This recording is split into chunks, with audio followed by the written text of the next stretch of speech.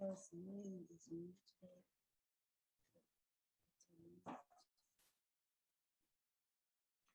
Okay. All right, so it's still there. No, I can't mute. Can let me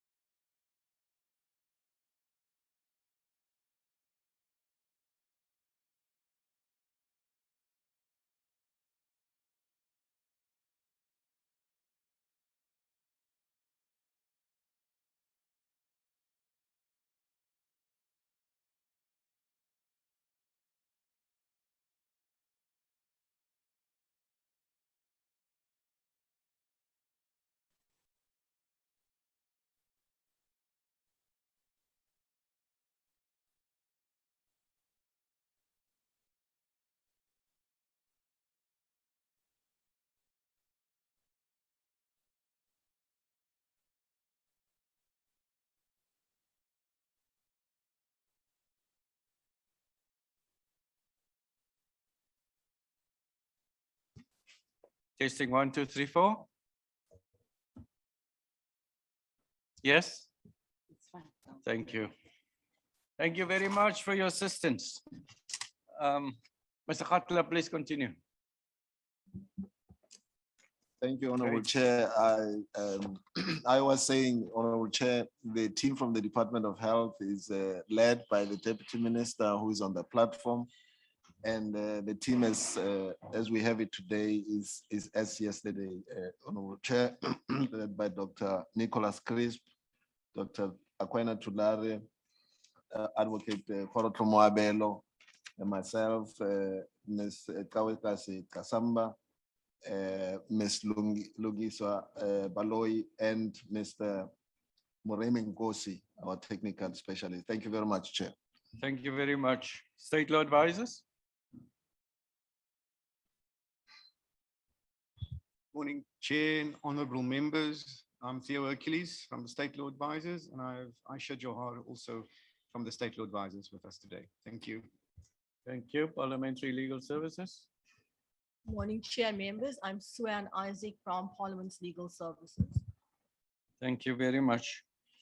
Honorable members, before we continue with this meeting, I need to always remind you of the rules. You are reminded that this virtual meeting is deemed to be in the precinct of Parliament and therefore constitutes a meeting of a committee of the National Assembly for official purposes only. In addition to the rules of virtual sittings, the rules of the National Assembly, including the rules of debate, apply. Members enjoy the same powers and privileges that apply in a sitting of the National Assembly. Members should equally note that anything said in the virtual platform is deemed to have been said to the House and may be ruled upon. All members who have logged in shall be considered to be present and are requested to mute their microphones and only unmute when recognized to speak.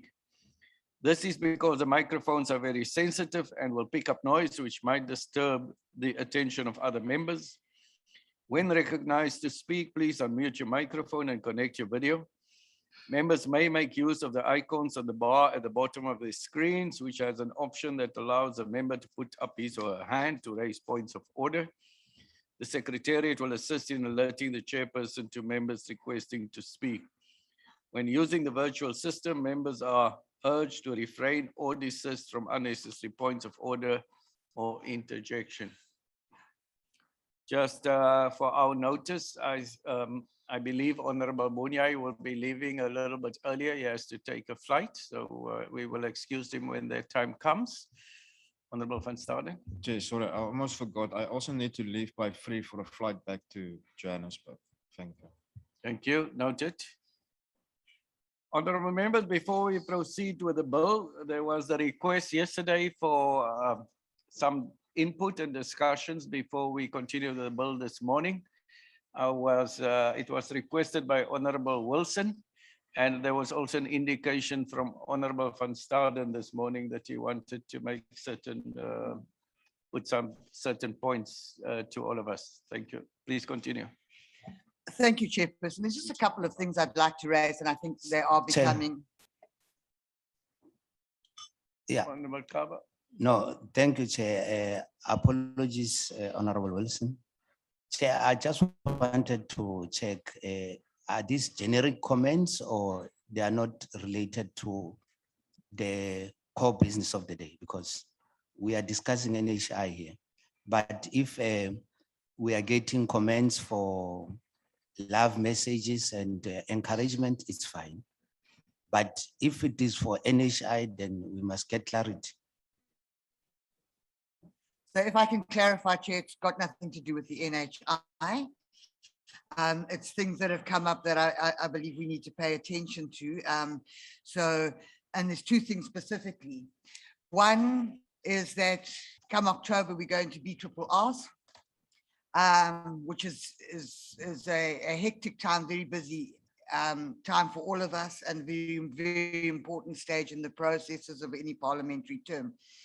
Having said that, Chair, I think it's now vitally important, please, and we're making this request really seriously, that we now get the provinces into this portfolio to start presenting their annual reports, APPs, etc., so that we can be well prepared for the BRRRs when they come up, which is in October. We have a lot of provinces to see and we need to be prepared for that. That's number one. We know that they have presented in their various provinces. We need to have access to that information because it affects us when we go into the midterm budgeting process. And secondly, Chair, and we have made requests, and I do understand that the NHI bill is before us and possibly taking priority. But we need to now start looking at oversights with this portfolio. There are horrific stories of various provinces and the things that are unfolding in those provinces. We have not done oversight as a portfolio for quite a long time. And it is part of our job. It is a critical part of what we're mandated to do. And we need to, at some point, try and get some form of oversights on the road so that we can go and address these problems that are in the media. They seem to, they're in the media, they're out in the public space, and yet we as a portfolio are not being seen to be reacting to those or going out to address them. So those are the 2 points I'd like to raise. Thank you, Chairperson. Thank you, Honorable Van Staden. Thank you, Chair. One point as Member Wilson has dealt with, and that's for oversights. So it's 2 points from me now. One is actually on the NHI.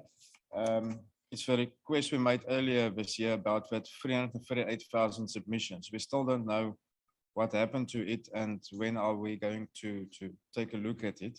We just need to get a clear answer on that one. And the other one is the proposed amendments to the National Health Act that the Minister has called after the President's announcement on the 4th of April. I think I've sent you an email on the 5th of August.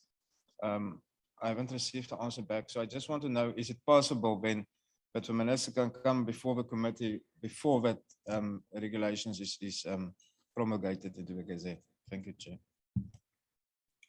Thank you very much. Honorable Munyai. Honorable Chair, thank you very much for this opportunity.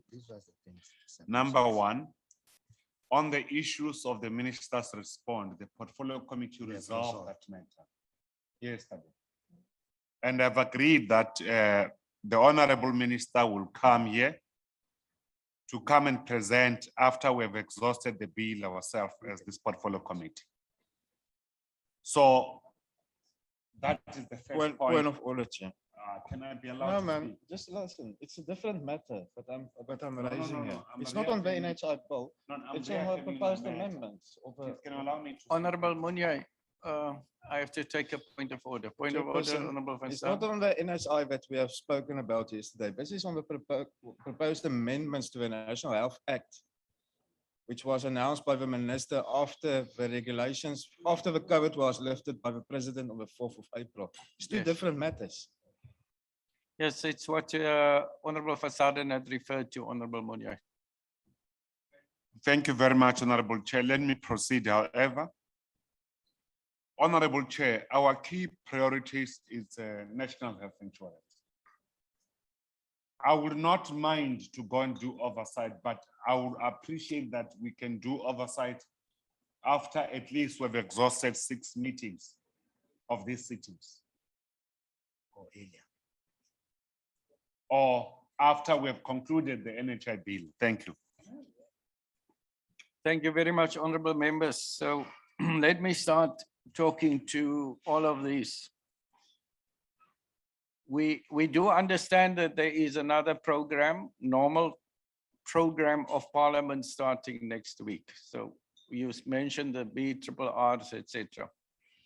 We do also understand that that takes precedence over any other work when Parliament has to sit the plenaries, etc. So we do understand that as a committee. We do also understand that it will run until the end of October, and that that those programs are determined by the programming committee, and that we don't have leeway to negotiate around those programs. So I hope that answers that point. So I'm fully aware of it. The second one is that we have made requests for oversight, myself and the secretary.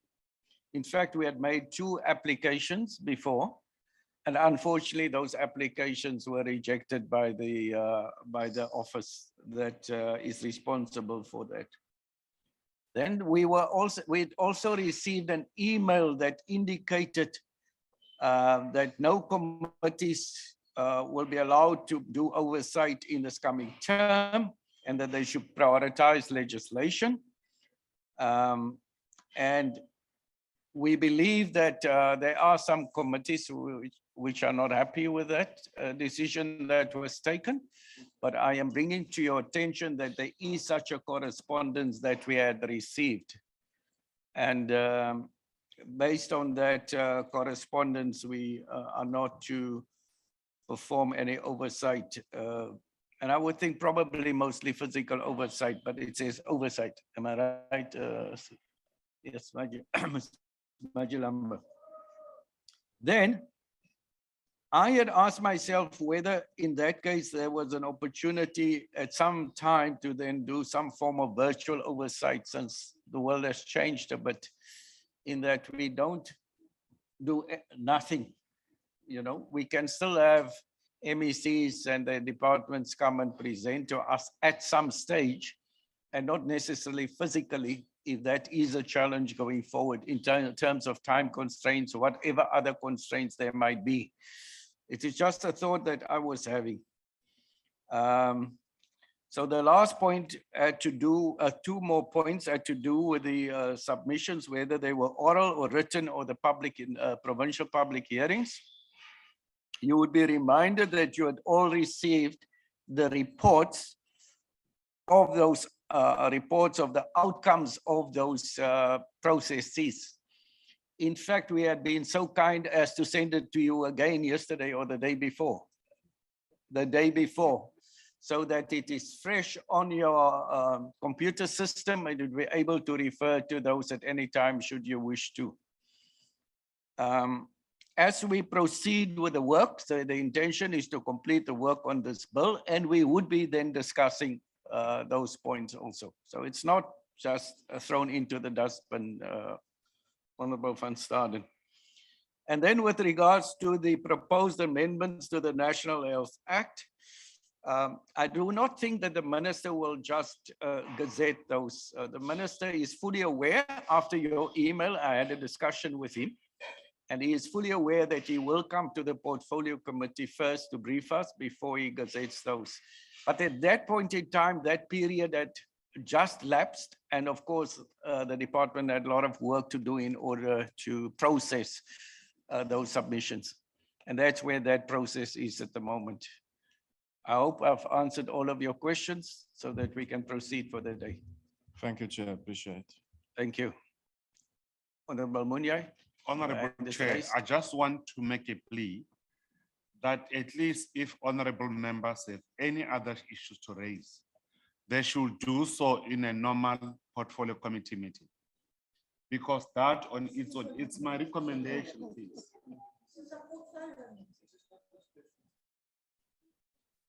Can I be protected, please? You Honorable are Chair? protected, Honorable Munyai.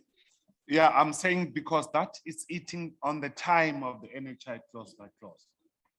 You know, that is disruptive, you know.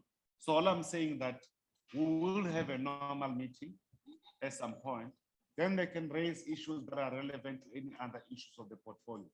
Because the time we've allocated for this meeting, it's a clause by clause. Unless if there's an emergency, that really somebody cannot survive out of that issue. Thank you. Thank you very much, honorable members. We've now taken some time on a few discussions. I've answered to your questions. You've agreed to the outcome I just raised, and so we will continue with the work for the day. We have completed deliberations up to clause 22 yesterday. We will start at clause 23. It's a brand new chapter, chapter 6. And the heading of this chapter is committees established by board. And the subheading of clause 23 is committees of board. I'm going to read the clauses again clause by clause. We will have a deliberation on the clause. We have discussed that all these are noted for further engagement again. So for now, let me start reading and we continue with the work. The board may establish a committee and subject to such conditions as it may impose, delegate or assign any of its powers or duties to a committee so established. Each committee established in terms of subsection 1 must have at least one board member appointed in terms of section 13(1) as a member of that committee. Committees of the board as established in subsection 1 must meet at least 4 times per year in order to report to the meeting. of the full board and may convene special meetings to discuss urgent matters when necessary. The board may dissolve or reconstitute a committee on good cause shown. I just need to look at that clause for myself very quickly with yes, it is one. I wanted to make certain that wasn't an else. That is one. I will take hands now, honorable members.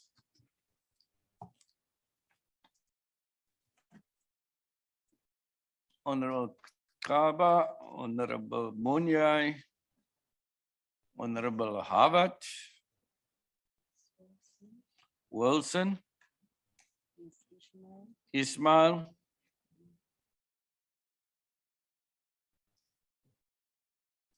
Chirwa,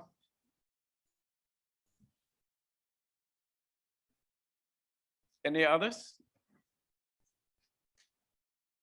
Maybe we can optimize our work again instead of me having to call everyone every time. I think you should start noting it down again so that, you know, I could feel my voice was cracking towards 8 o'clock last night. So maybe I'm going to mention, and Honorable Gail, I'm going to mention this again. Please write down where you are in that list and let's just flow with this.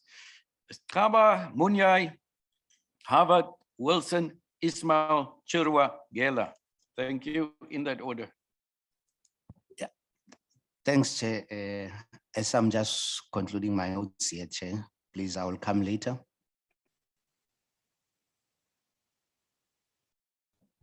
Thank you, Honorable Chair.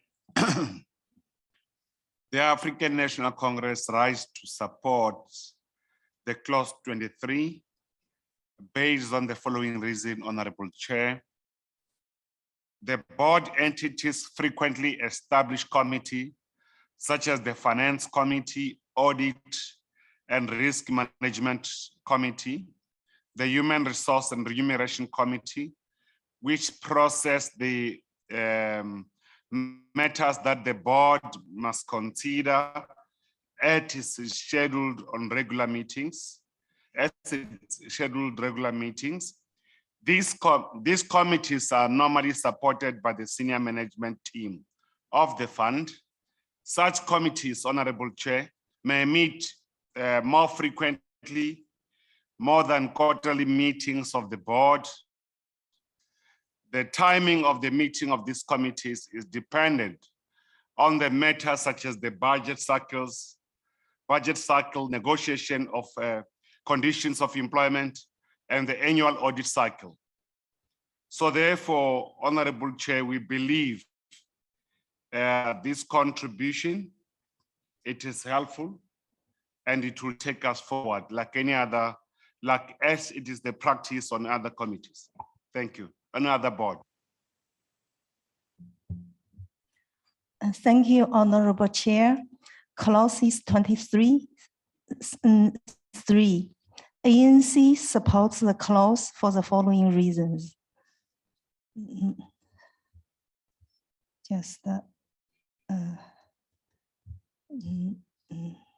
Sorry, okay. Yeah, sorry. As explained in clause 23(1), these committees will align their schedule of meetings with the budget cycle, negotiations of conditions of employment, and the annual audit cycle, and any other relevant provisions of the functioning of the fund. This is what I submit. Thank you.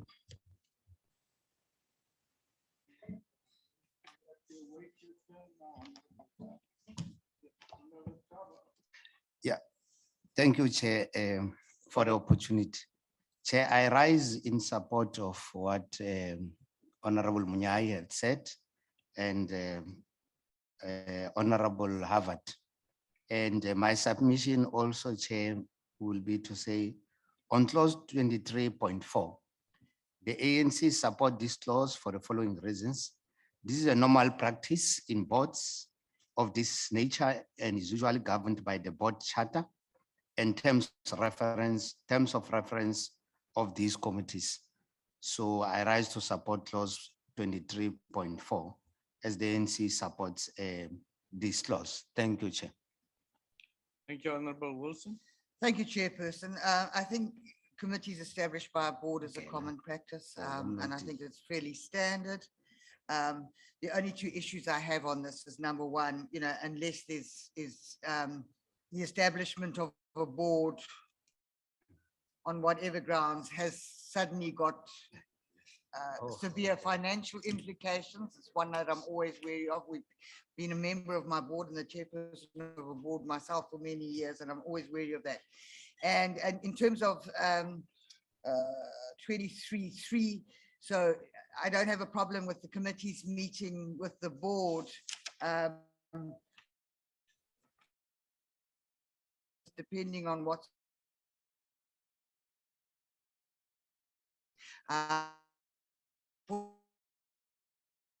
they need to come to us quarterly until such time as there is the report is satisfied that our fund is being managed and is on the right path. Thank you. Thank you, Honorable Ismail. Thank you, Chair. Good morning to everybody. I just want to highlight two issues. One is that, I think we need a bit more clarity with regard to the membership of these committees. And two is that, again, I just want to say that as the Health Portfolio Committee, we should receive at least quarterly reports on the outcome of these meetings. Thank you.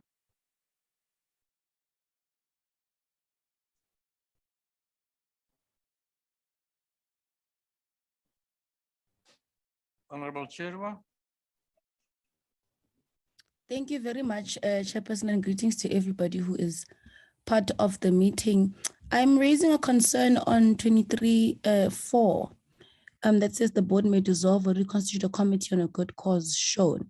Even if this is something that is modus operandi, as per how we know things, I think it's important for us to always try to think beyond what is given or what is on offer and try to think of ways for the protection of different stakeholders. For instance, there is an opportunity here of bullying, actually, of these committees that are established for any other reason, whether that the bias is no longer shown to the favor of the board or any particular other aspect, but that the board may dissolve or reconstitute a committee on the basis of saying on a good cause shown, I think is room for concern, because even the understanding of a good cause shown is not something that should just be left at that. Firstly, just to emphasize, we are obviously against the NHI, right, as the EFF, because we see opportunities of the private sector exploiting the state and the purse of the state, right? And that there can be individuals that work in this particular direction, or because structurally that is the case, that the private sector will be benefiting from the public purse, and that there will be comrades who are looking forward to this NHI to happen because then they have other opportunities of taking more money from poor people in the state.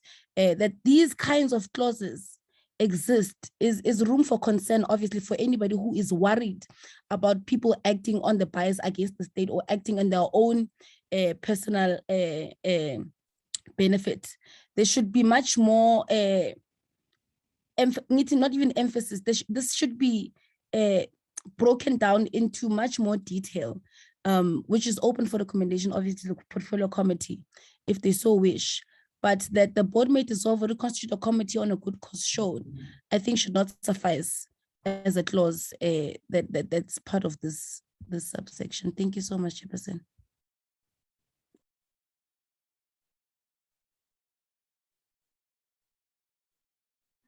Honorable Gela.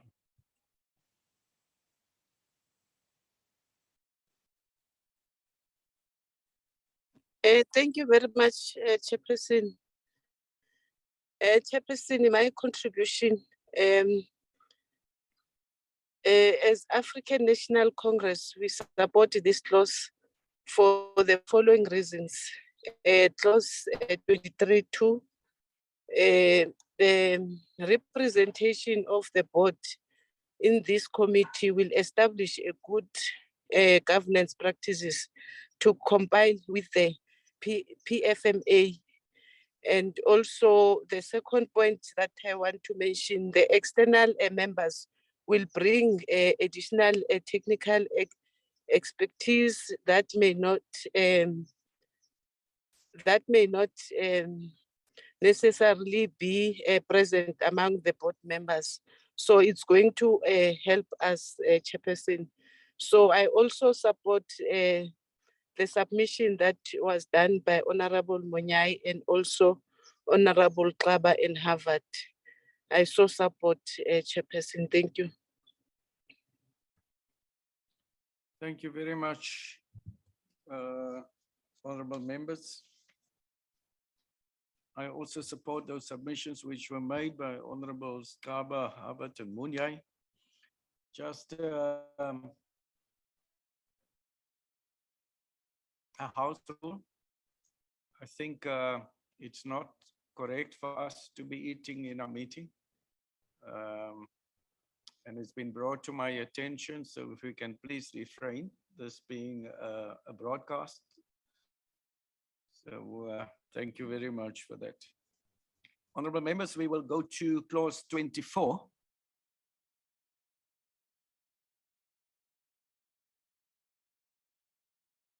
Such number of technical committees as may be necessary to achieve the purpose of this act. The provisions of section 29 apply to paragraph A with the changes required by the context. A committee established in terms of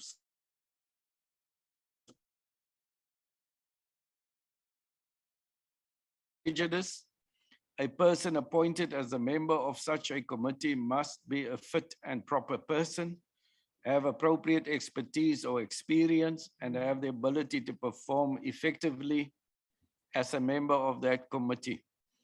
A member of such a committee must not act in any way that is inconsistent with subsection 2 or expose himself or herself to any situation in which the risk of a conflict between his or her official responsibilities and private interests may arise, or use his or her position or any information entrusted to him or her for self-enrichment or to improperly benefit any other person.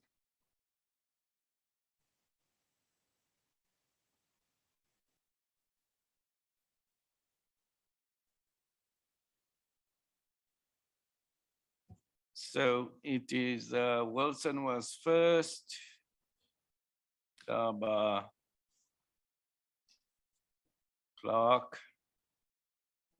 Harvard, Geller. I should just standardize this list.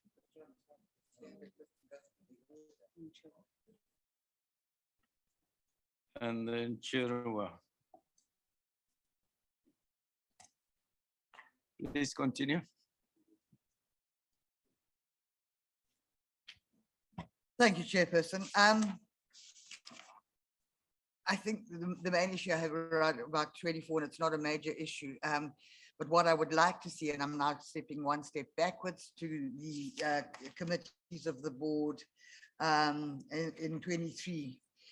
And what I would like to see there, because I think this is very important, is that 24, 2, 3, 4, A through to 24B, be added to the clause before that as well. They must be fit and proper persons. They, so that whatever board is elected by the committee falls into the same category, not just the technical committees. I think that is very important to me. And again, my concerns are that if we establish these technical committees, that we may have to bring in outside consultants to establish such a committee. How are we or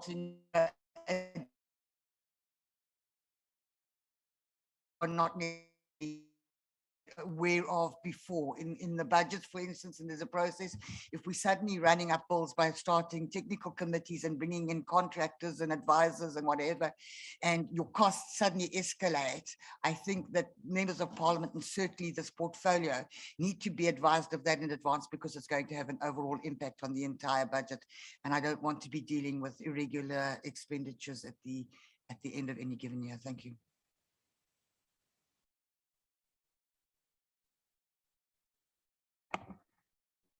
Thanks, Chair.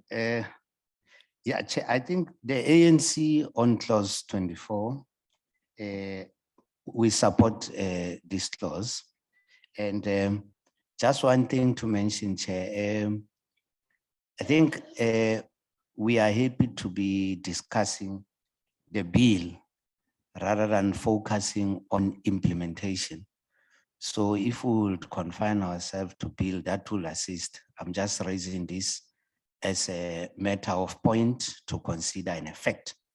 Chair, mine will be on clause 24.1, that the ANC support clause for the following reasons. The board can establish technical committees that will provide guidance in the areas such as research, health technology, assessment, pricing and benefits design, provider payments, accreditation, purchasing and contracting performance monitoring, and risk and fraud prevention. The technical committees must be aligned with subsection clause 20.3 for the units established by the CO. Remuneration of such committees will be reimbursed with the National Treasury regulations, as we were indicating yesterday. So, Chair, I submit the ANC support this clause under those reasons, especially clause 24.1. Thank you, Chair.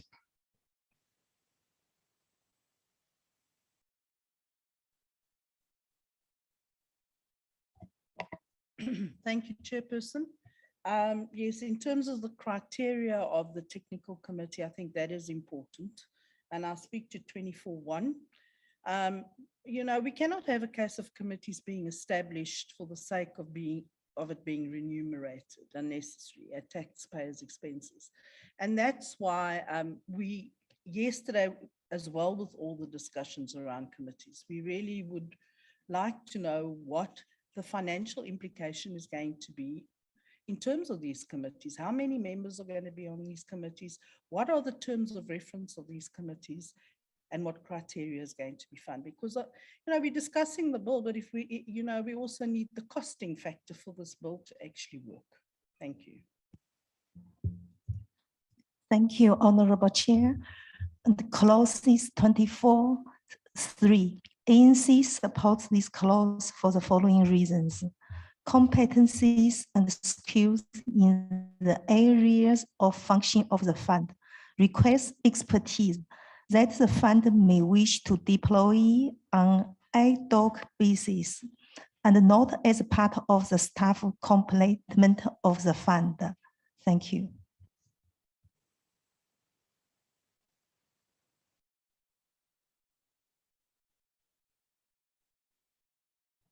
Honorable Kela.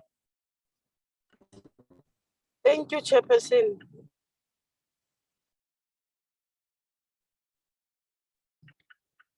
Honorable Harvard on their submission, but also I think as portfolio committee members, we must be positive. And also this committee is going to do excellent job in terms of making sure that at least everything is in order. I know that my colleague just, honorable member, honorable clerk,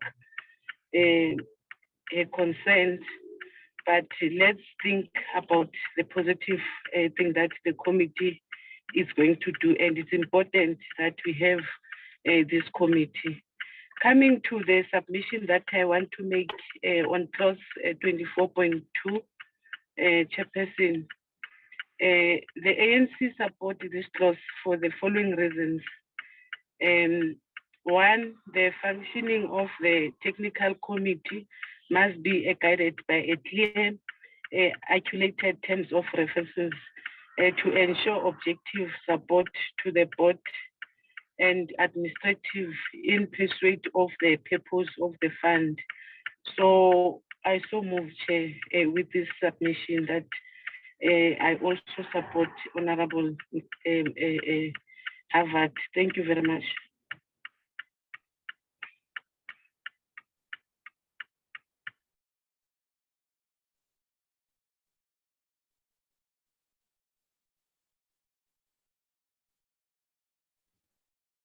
Chairperson, I'm assuming it's my turn to go after Gela, so I will just go because I'm unable to hear what is being said on your side. It's quite an interesting thing to see members of this portfolio committee now all of a sudden no longer caring about the cost impact of all these things, when the National Health Amendment Bill that was proposing for clinics to be open for 24 hours and 7 days a week was rejected for that very reason.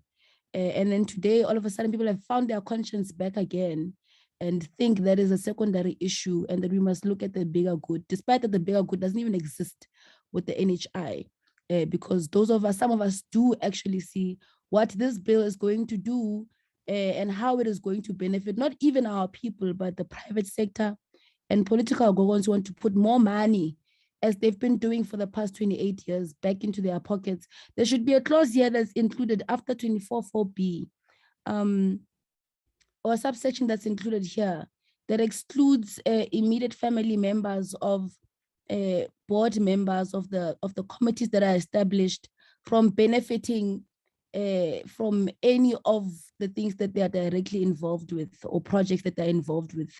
Because to just set it out that we don't want people to benefit personally, but not put things in place to avoid those things from happening is pretty much working in a backward direction. So the immediate family members, the spouses of the technical boards, of the board, of the committees that are all working directly with this bill, that are working in those particular departments, and unnecessary committees that will be established to put more money again into the pockets of comrades of the ANC should be ostracized from participating monetarily or from benefiting from this, despite just putting it in a rhetorical manner and not putting things in place to make sure that that doesn't happen.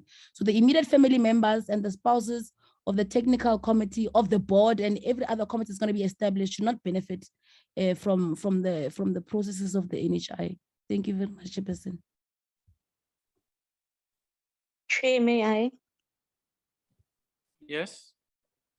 Thank you. I'm doing this as a test run to see if we're going to pick up, so I don't have to call everyone every time. Next time around, I'm sure it'll be smoother. You may continue.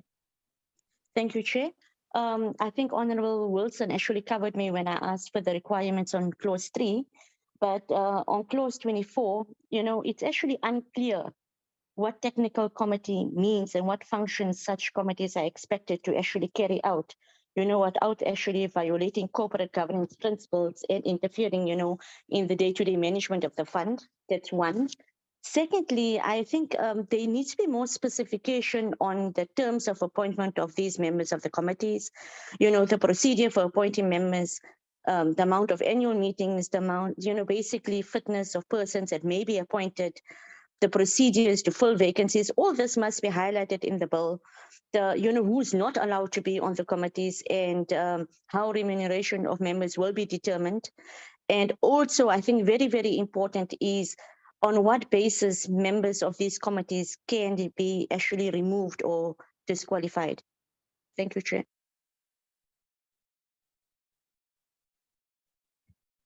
Honorable Munya, I noticed you had raised your hand on the virtual platform after having left for the airport.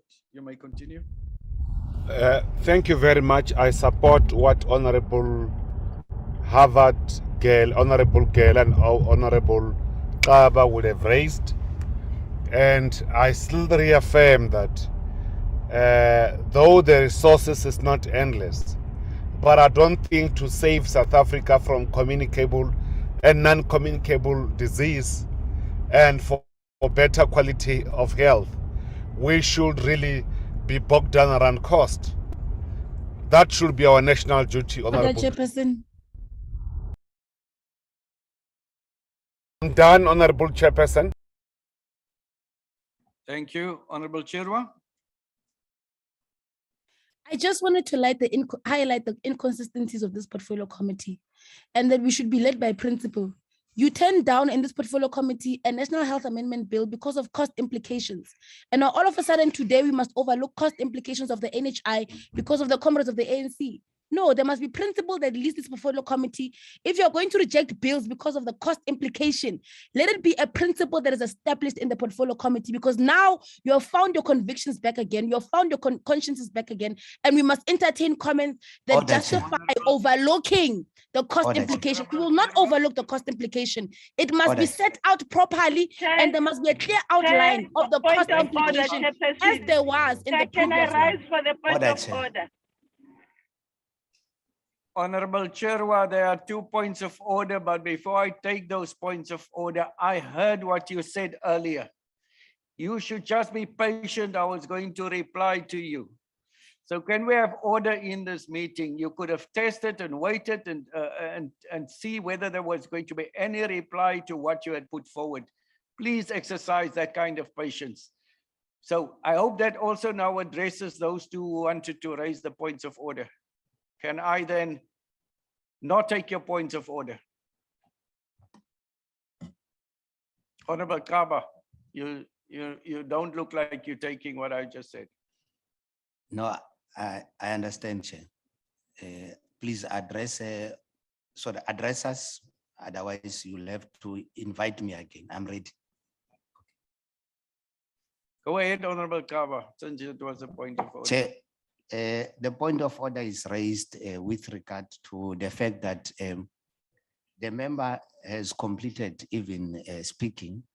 You have already ruled that you have accepted his input. We may not understand what order is therefore raised on what basis, because he had completed saying what he has to say. Thank you, Chair. Thank you.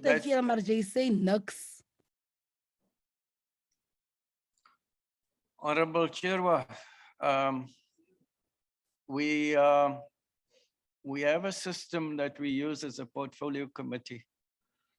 I do understand that since we're on the you're also on the virtual platform, that it might be that I miss that you want to raise a point of order, but I think once members have spoken, they should lower their hands on the virtual platform so that if you raise it again, then we are noting that you might want to raise a point of order. And that goes for every member in this meeting. I think it's incorrect to just shout from the sides at me. I'm not going to actually allow that anymore, honorable members. I do have the committee secretary assisting me here. And we have this laptop between the two of us, and both of us look at the laptop to see what's happening on the virtual platform. And I am in this meeting. I can see the members seated in front of me. I think we will follow that process. I'm not going to allow anyone to shout at me again. Follow the process, raise your hand, and I will attend to you. I first need to complete what I needed to give my input also. And then I'm going to speak to your point which you raised, Honorable Chirwa. So on clause 24.4, just to note that the ANC supports this clause, and the reasons would be that the technical work to be performed by such committees is likely to be influenced by vested interests from providers, suppliers, users, and other business interests. And that members of such committees are not encumbered with possible conflicts of interest that may also be of a financial or ethical nature. So please note the input that I just given also, that reflects to how we understand this clause to have to be interpreted and have to be put into practical use in the future. Thank you very much. Then, Honorable Chirwa, let me come to the point that you have raised. You have now twice referred to the private members bill, which spoke to the 24-hour clinics being open. yes, the 24-hour clinics being opened. You will remember that there was a process for that the committee had embarked upon, and that the committee had deliberated and made a decision with regards to that. This committee has not made a decision with regards to not entertaining this bill. It has not made any decision as to any cost being reflected in the bill so far, because this bill, we only partially through this bill. We're not at a point where we think that as we are now at clause 24 out of 59 clauses, that we should come to such a decision at this point in time. So we do note what you are mentioning. Thank you. Honorable Kaba. No, thanks, Chair. I think off safe to also mention, because it's written right in front of us here, the bill. Chair, I'm rising to also support what you have raised as ANC supports this clause. But to give clarity, the remuneration of committees, which Honorable Shira may have referred to, it is said, as we support it, it is to be paid according to National Treasury regulations, which those regulations have within it ethos of good governance, accountability, and also 30 days payment of service providers and so on, wherein it's not family members of any other party being employed there, but National Treasury regulations cover any other person who may be employed for that technical committee. So we are very prescriptive and very clear that no remuneration just goes haphazardly, but it is according to law. Thanks, Chair. Thank you very much. Honorable members, let's be reminded that we will have tea time at 11 o'clock. We are now at chapter 7. It is headed the advisory committees established by Minister. And we will start with clause 25. It's also headed Benefits Advisory Committee. The Minister must, after consultation with the board and by notice in the Gazette, establish a committee to be known as the Benefits Advisory Committee as one of the advisory committees of the fund. The membership of the Benefits Advisory Committee appointed by the Minister must consist of persons with technical expertise in medicine, public health, health economics, epidemiology, and the rights of patients, and one member must represent the Minister. A person appointed in terms of subsection 2 serves for a term of not more than 5 years and may be reappointed for one more term only, and ceases to be a member of the committee when he or she is no longer a member of the institution that nominated him or her, or when he or she resigns. A vacancy in the Benefits Advisory Committee must be filled by the appointment of a person for the unexpired portion of the term of office of the member in whose place the person is appointed, and in the same manner in which the member was appointed in terms of subsection 2. The Benefits Advisory Committee must determine and review the healthcare service benefits and types of services to be reimbursed at each level of care at primary healthcare facilities and at district, regional, and tertiary hospitals. Detailed and cost-effective treatment guidelines that take into account the emergence of new technologies, and in consultation with the Minister and the board, the health service benefits provided by the fund. The Minister must appoint the chairperson from amongst the members of the committee. The Minister must, by notice in the Gazette, publish the guidelines contemplated in subsection 5B and may prescribe additional functions to the Benefits Advisory Committee. Let me also just remind yourselves, honorable members, before I continue, and I think this is especially not to single her out, but Honorable Chirwa, yesterday there was a discussion about written submissions to be made. If one has any proposals for amendments to the bill, so honorable members, please be reminded that you are requested once again to submit those in writing to the committee secretary. Thank you. I will take hands on this. Honorable Kaba. Kaba, Gela, Clark, Ismail, Wilson, Harvard. Any other? Munyai?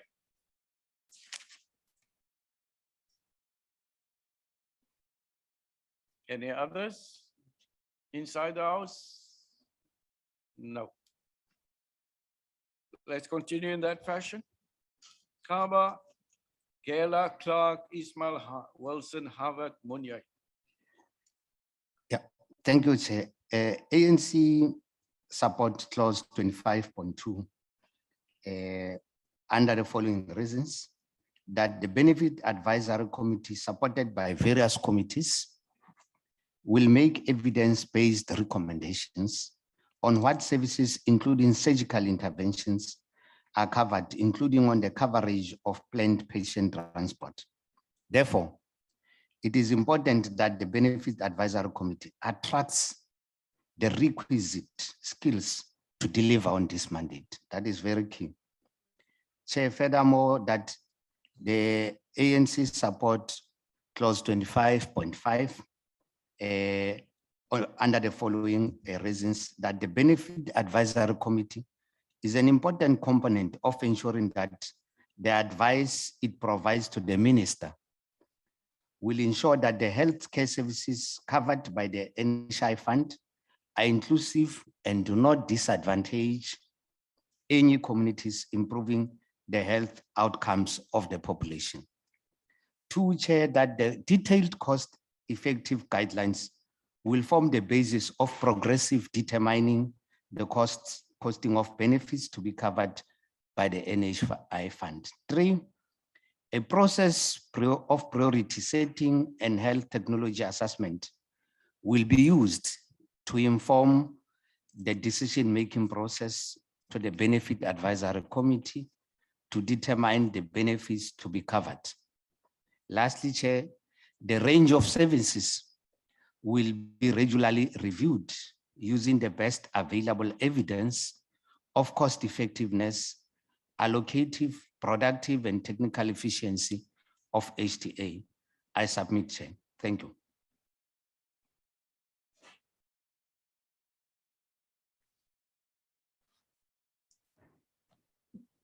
Chairperson, yes, Chair. Firstly, I want to support Honorable Kaba. Fully so. But also I want to contribute in clause 25.6, where it says the minister must appoint the chairperson from among members of the committee. My contribution, the ANC support this clause for the following reasons. This is in line with the other processes of appointing a chairperson of the Ministerial Advisory Committee. Number two, this has been the case of, for example, with the MET advising the minister using the provision of Section 91 of the National Health.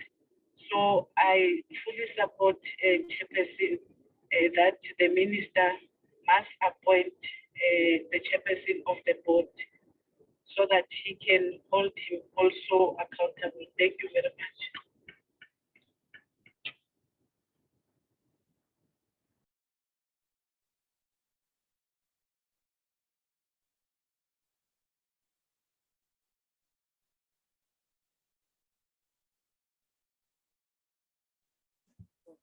Next is Honorable Clark. Thank you, Chairperson. just on clause 25, point 1. The position on the advisory committee should call for nominations. Currently, the minister has power to exclusively determine who shall sit on the committee, and we have a problem with that. Number 2, there should be no member representing the minister. The committee should be independent and make decisions based on scientific, professional expertise as it's required for them to be on the committee in the first instance. It should not be from a political nature. Number 4, same as subsection 1 with regards to the appointment of persons. Number 5, how can this act be enacted and thereafter only decide which treatments will be considered or not? Something of such nature should have some additional oversight possibly. What are the levels of reimbursement? The minister and the board should not need to be consulted about which health services benefits are to be allowed or not. The committee is the one with the expertise. They must make that decision. It should not be a political decision. Number 6, the minister should not be able to choose the chairperson. This should be determined either by the board or the members of the committee or parliament.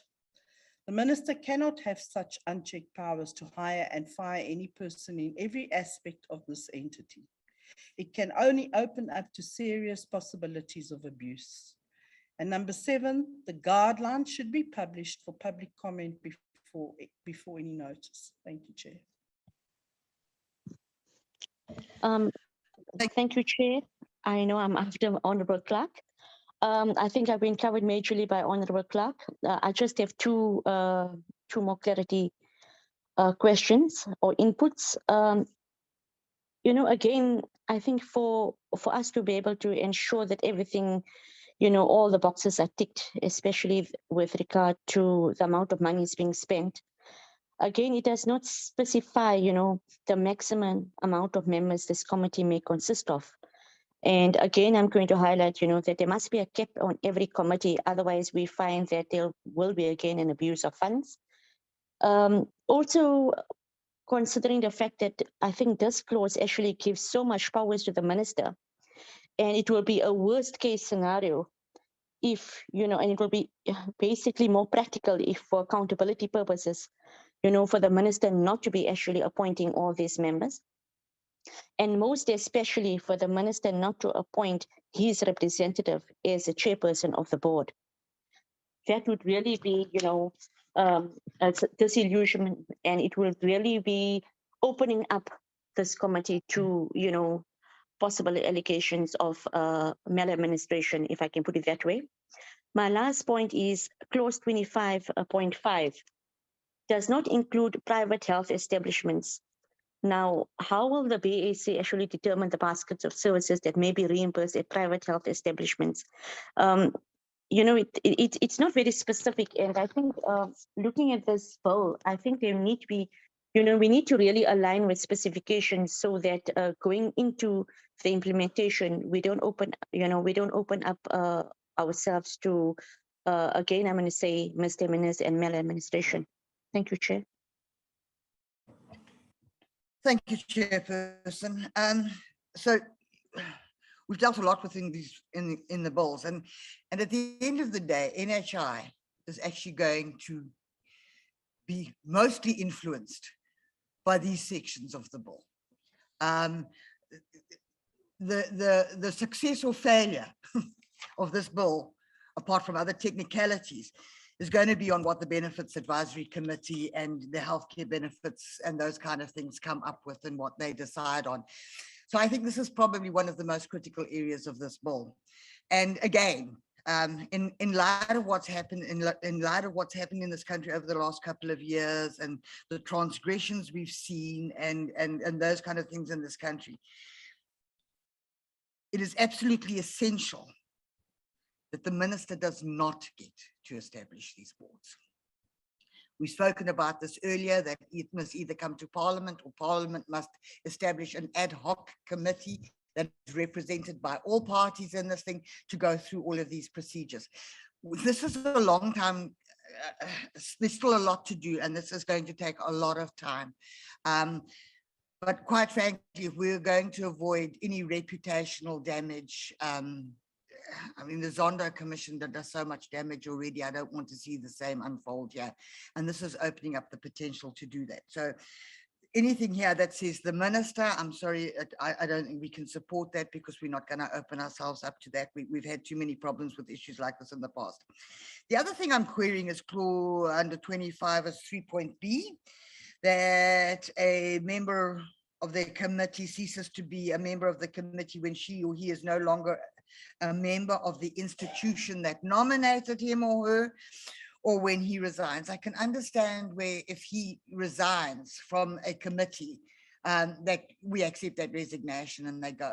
However, if they are nominated by an institution,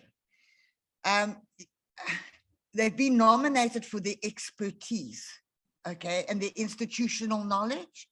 And if they no longer are a member of that institution, unless they have caused reputational damage, I do not understand why they need to be really taken off the committee straight away. They might as well see out the rest of their term. They're nominated on grounds of expertise, not on the grounds of the institution that they necessarily represent. So I have a bit of a problem with that. And I think principally, thank you, Chair, I'm principally covered by my colleagues before me. As long as the minister is doing these appointments, we're going to have a major issue. Thank you. Thank you, Honorable Chair. This is my submission. Clause 25.4. ANC supports this clause for the following reasons. It is standard practice for committees similar to the BAC to fill vacancies that occur prior to expiry of the term of the committee in a manner described in this subclause.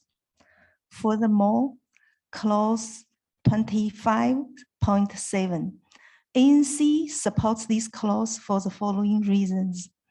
Publishing the detailed and cost-effective treatment guidelines that take into account the emergency of new technologies will inform, make transparent to the public the benefits that will be covered by the fund. These guidelines will be reviewed on an ongoing basis, informed of the terms of the BAC. This is my submission. I also support the submission made by Honorable Gaba and Honorable Gala. Thank you. Thank you, Honorable Chair. I support Honorable Harvard, Honorable Gela, and Honorable Kaba. My input, Honorable Chair, is as follows. Number one, ANC rise to support clause 25.1 based on the following reason. The Benefits Advisory Committee, the BAC, will develop the comprehensive healthcare services for all levels of care. Can I please ask Ascend Honorable Kaba to speak on my behalf? The two questions, please. I'm stopped from speaking from the page. Yeah, thank you, Chair. Just to augment 25.1, Chair, that the ANC support this clause for the following reasons: that the Benefits Advisory Committee will develop the comprehensive healthcare services for all levels of care, primary, secondary, tertiary, and quaternary. The healthcare service will also include sexual and reproductive health, rare diseases, and rare diseases. Thank you, Chair. We submit. Thank you very much. Honorable members, I want to speak to clause 25.3 And having heard what Honorable Wilson had just said, I also want to consider that clause and maybe bring a minor amendment with regards to that clause. But just as an introduction, is to remind us that appointment of the Benefits Advisory Committee is aligned with Section 91 of the National Health Act on the appointment of ministerial advisory committees. And therefore, as the minor amendment that we propose with regards to members of the BAC must not be a representative of institutions, but should be appointed on the basis of their technical competencies. And the minor amendment should read as follows, that they ceases to be a member of the committee when he or she resigns. In other words, I propose that we delete the words when he or she is no longer a member of the institution that nominated him or her. Thank you very much, honorable members, and I support the proposals made by honorable members Kaba, Havard, Munyai, and Gela. Thank you very much. It is now 10:51. I have been looking at our program as we move forward. I think we will just take, if they're ready with tea, maybe take the tea time a bit early instead of reading the clause, and we continue with a fresh clause after tea time. We will start again at 15:15. How long is tea time? 30 minutes. All right. So we will start again at 20 minutes past 11. Thank you. 25 minutes past, since Mr. Van Staden just twisted my arm a bit.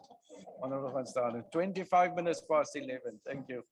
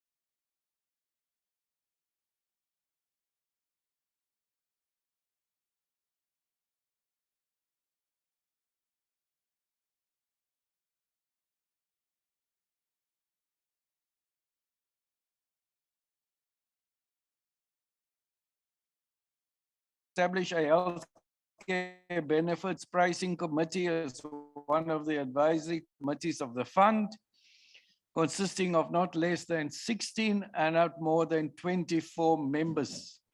The Healthcare Benefits Pricing Committee consists of persons with expertise in actuarial science, medicines, epidemiology, health management, health economics, health financing, labor and rights of patients, and one member must represent the minister.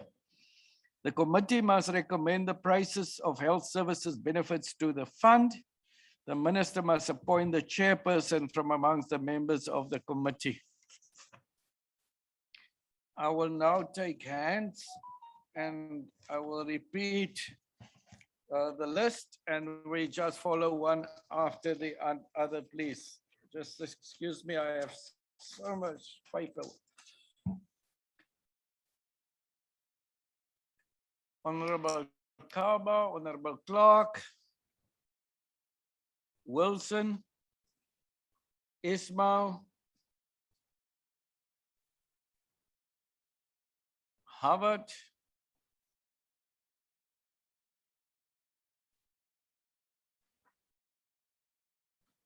in that order, honorable members. Honorable Chirwa, just sorry for that. I'm just still looking at the platform. Honorable Chirwa.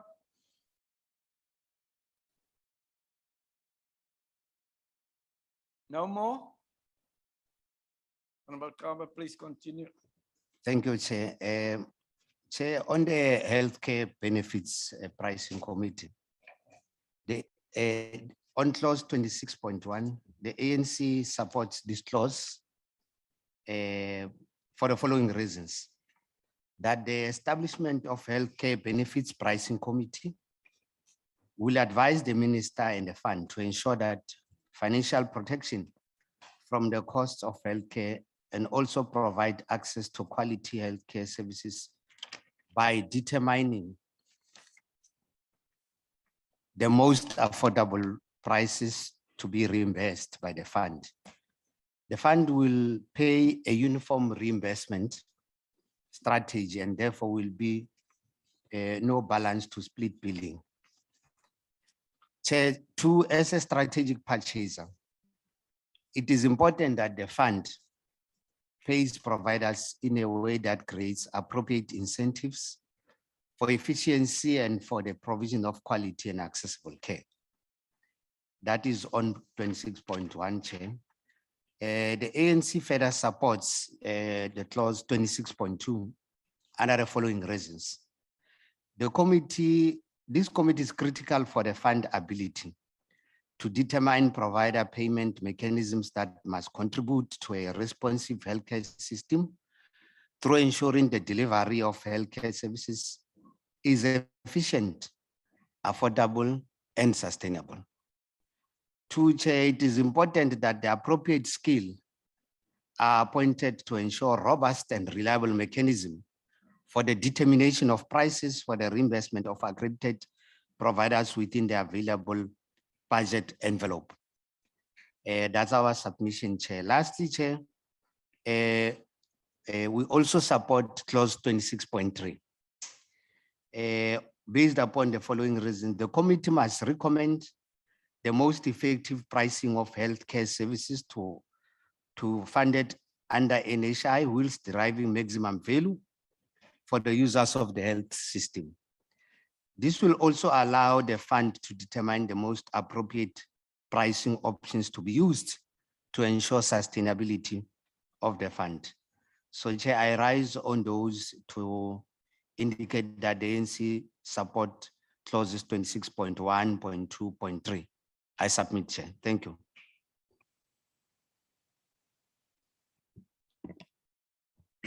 Thank you, Chair. Section 26.1, as per points in section 25, there needs to be more transparency and participation in who is appointed. The minister should not have the full power to do so without public participation. The costing model of running such a committee and where will this be funded from? 2, the minister does not need to be represented in such a technical committee. And three, what will the effects be if registered providers refuse or cannot comply with the set pricing? And four, the minister should not have the power to appoint the chairperson. I sound like a broken gramophone, but that's, it's sort of repetitive stuff. Thank you.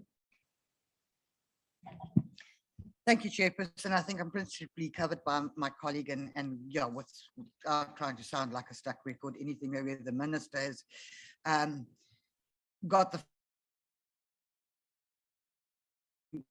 have all the powers on this committee is we are going to fight against, make no bones about it. And people are asking me why.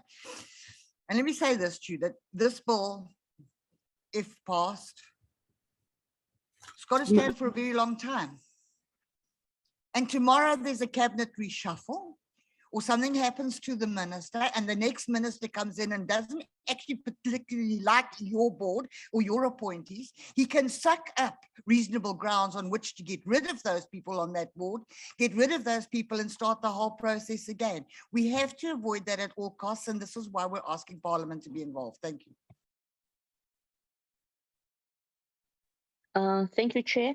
I hope I'm audible. I'm covered by my two colleagues prior to me. I would just like to say that in fact these meetings should be open and transparent and accountable to Parliament in all aspects. And the second point is on clause 26.2. I think the area of expertise should actually include much more. It should actually include individuals with experience in medical devices and in vitro diagnostics. And the expertise should actually include people with, with expertise in coding and costing of healthcare, the pricing of private sector provision hospitals and medical provision professionals in particular, the costing of research and development and new healthcare technologies, and the costing of medical infrastructure, goods and services. This is very important because we can't have an expertise, we don't have sufficient expertise on this particular committee that is going to be having, able to give the proper guidelines and structures when it comes to cost effectiveness of providing, efficient service delivery in healthcare. Thank you, Chair. Thank you, Chair. Clauses 26.4. ANC supports this clause for the following reasons.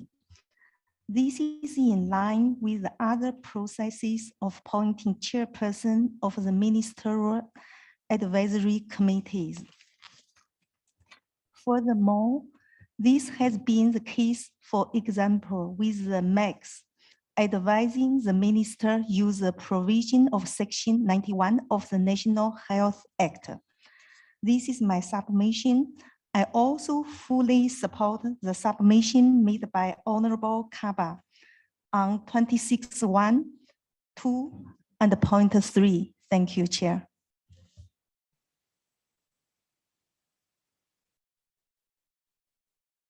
Honorable Chirwa.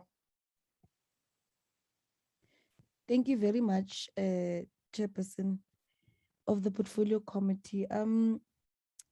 There's a lack of social science expertise that's included in this clause 26.2. Social, political, and economic aspects must definitely be considered because such expertise provides a legitimate critique or perspective to the limited view of mainly science expertise. It must include legal health expertise, mainly because health issues, especially in the monetary part. Okay, before that, actually, it must also include like, social health expertise, geographic health expertise, political health expertise, mainly because with health issues, especially the monetary part, is more political than not, as we'd like to not believe more times than often. Those who were part of the Bill Gates and Melinda Gates meeting that conceptualized the NHI in 2009 will attest to this.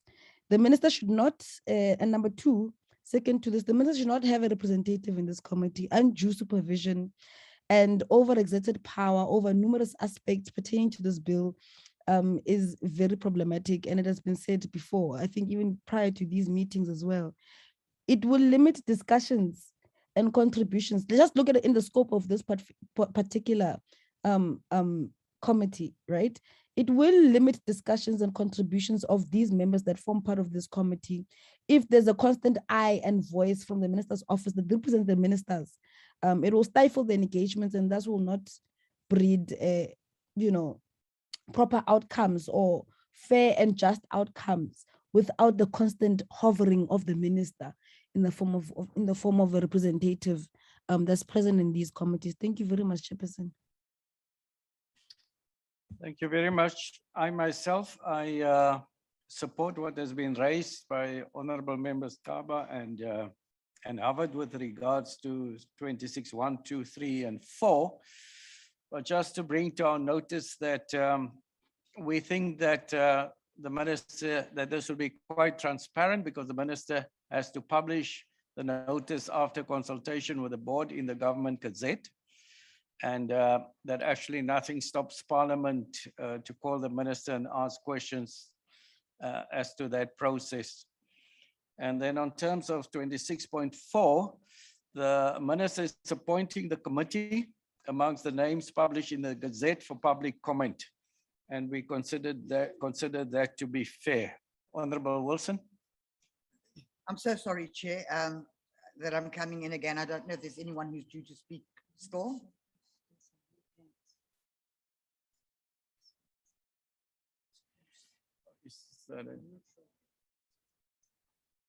Honorable Chirwa, I would assume you haven't lowered your hand yet. And Honorable Gela. Yes, apologies. I'll lower it just now. It's an old hand. Thank you. Chair, mine is not an old hand. Thank you, Honorable Wilson. Chair, I want to contribute on clause 26(3). 26 on clause 26.3.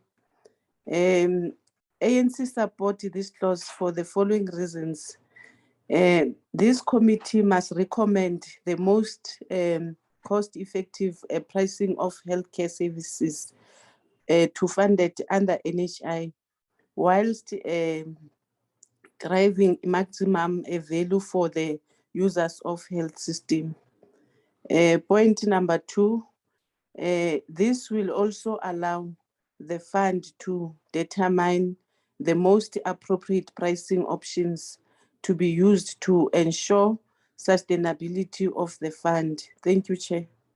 And I also support Honorable Kasa, Honorable Harvard, and also you, Chair. Thank you. Thank you, Honorable Wilson. Thank you, Chairperson. Forgive me, I'm going to go back a little bit. It's about these committees, but I just want to add in a recommendation here. So whether it be the advisory committee or whether it be the health care benefits or the stakeholder advisory committee, whatever those are, in 24.2 down to 4, we're very, very clear there on that the person must be fit and proper, have appropriate expertise, experience, all of those kind of things. And I think anything that where a committee has been established, those clauses must be included in those committees as well.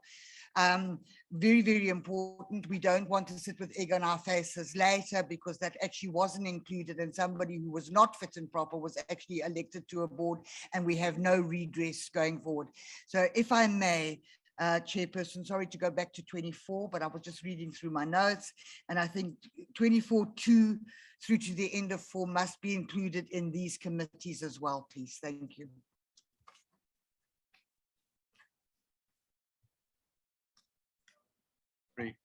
I was just thinking of the noise, and I'm not sure what to do now. The noise of the work. Honorable Kaba, followed by Honorable Clark. No, thanks, Chair. I rise to welcome and support your clarity, Chair, especially on 26.1.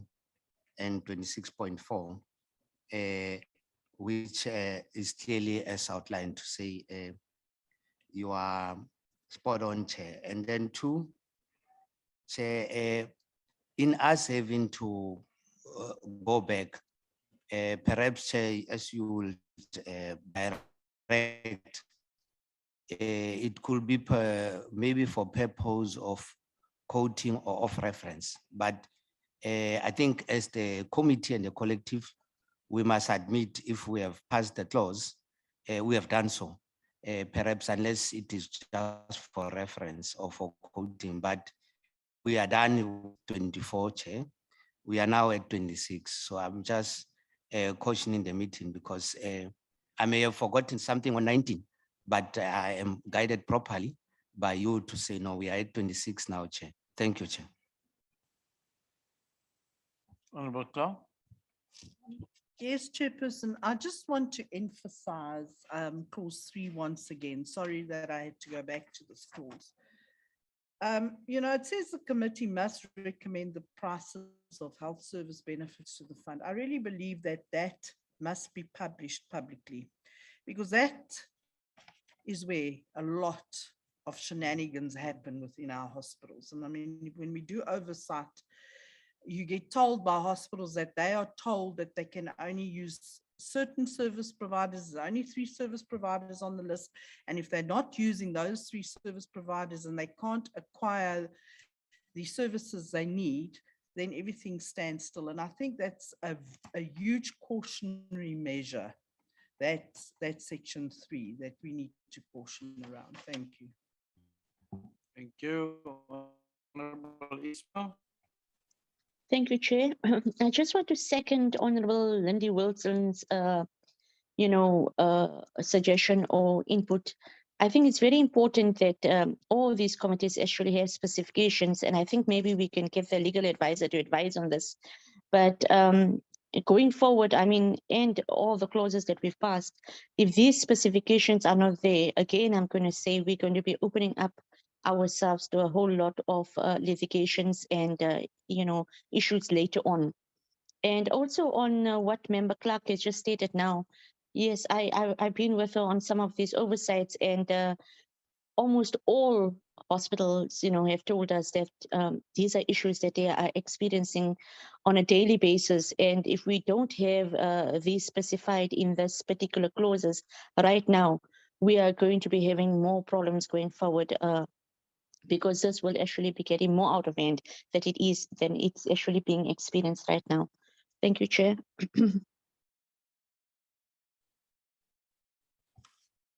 Thank you very much. Honorable members, we take note of what you are suggesting. Again, be reminded of the process. I'm not going to ask the legal advisor their opinion now. That will be dealt with at a later date. They also here to note the proceedings and to take their own notes, and they would know what they need to respond to in the future. So I think that process we will still be following as we when we get to the end of this bill. We are moving on to clause 27, Stakeholder Advisory Committee. The minister must, after consultation with the board and by notice in the Gazette, appoint a stakeholder advisory committee comprised of representatives from the Statutory Health Professions Council, health public entities, organized labor, civil society organizations, associations of health professionals, and providers, as well as patient advocacy groups in such a manner as may be prescribed. I will now take hands again.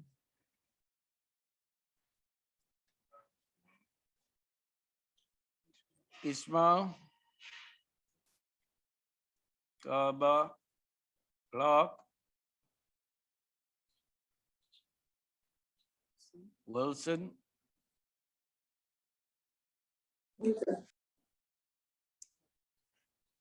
Harvard, Gela,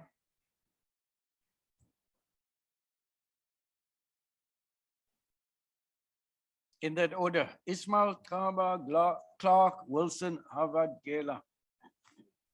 Okay, thank you, Chair.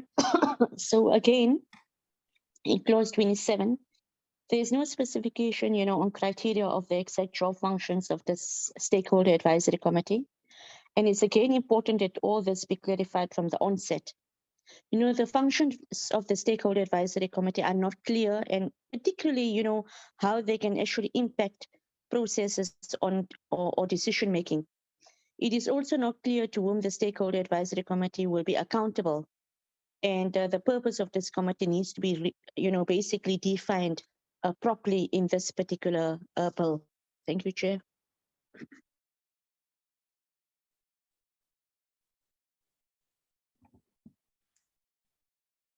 Yeah, thank you, Chair.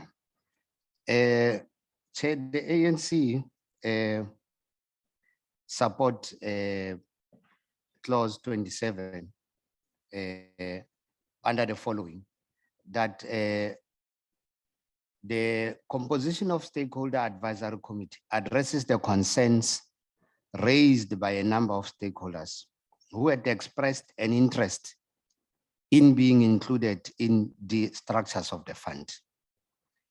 Regulations will be provided to address procedures by which this committee will operate. So this also answers the concern maybe that may have raised by previous member, that the appointment on clause 27, we are saying there will be regulations which will be developed to address the procedures which constitute the committee to operate. Thank you, Chair. I submit. Thank you. Can you continue?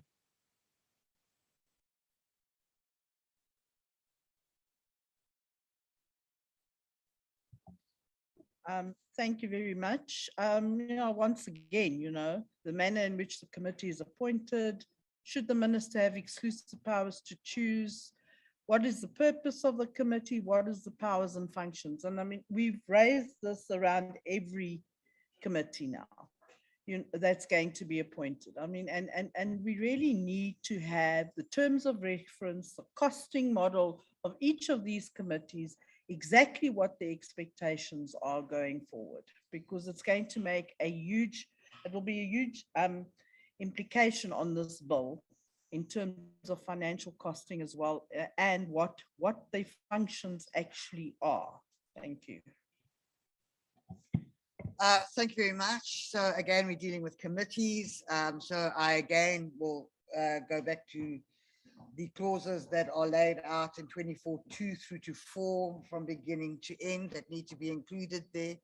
And if there are going to be regulations that dictate how these advisory committees or any committees function, then they must be in the bill.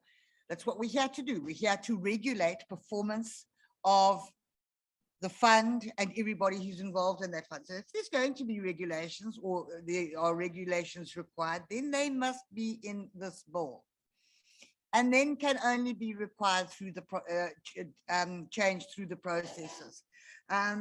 So I think we've discussed our situation as far as the minister is concerned, and particularly as far as this committee is concerned. We don't want people who've got a vested interest in this fund, in whatever manner that may be, to be giving advice when they shouldn't be to the minister, when they should not be in a position to do so. Thank you. Thank you, Honorable Chair. For clause 27, I here fully support the submission made by Honorable Gaba. Thank you.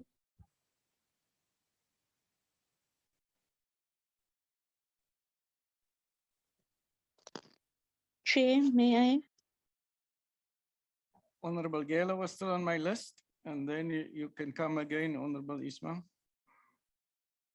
Chair, I rise to support Honorable Taba. Thank you, Chair. Thank you, Honorable Ismail. Thank you, Chair. I just want to again specify that these regulations, whatever they're going to be, must be specified in this bill, as Honorable Wilson stated. And we need to read these regulations in this very same process that we are busy with right now. And I'm going to be stressing again that, all these meetings should be open and transparent and, accountable to Parliament. I think that is an essential in all these committees. Thank you very much. Thank you very much, honorable members. Let me start on the last one. You are correct, absolutely correct, Honorable Ismail, and I would think that it is accountable. If you talk about these meetings, I'm trying to understand what you were referring to, because in the context of what you were saying, I understood you to saying the meetings that we're currently having. So if you're actually referring to something else, you need to clarify that. But yes, as a portfolio committee of we are actually an extension of the work of Parliament, as I always read in the rules, and we understand that to be the context of transparency. And then secondly, with regards to the point that was raised about the regulations, we understand that some things are contained in the regulations and not in the bill. And costing models are one of those which are contained in the regulations. So at some stage, I am certain that those will be captured in the regulations. Thank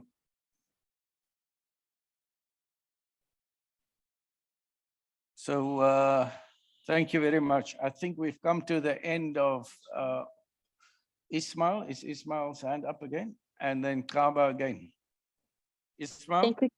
Thank you, Chair. I just want to basically state on record to say that while I hear you and understand you with regard to regulations, it must be, there's nothing referring here to say regulations. There's nothing on this particular clause that is speaking to regulations and what you've just spoken now.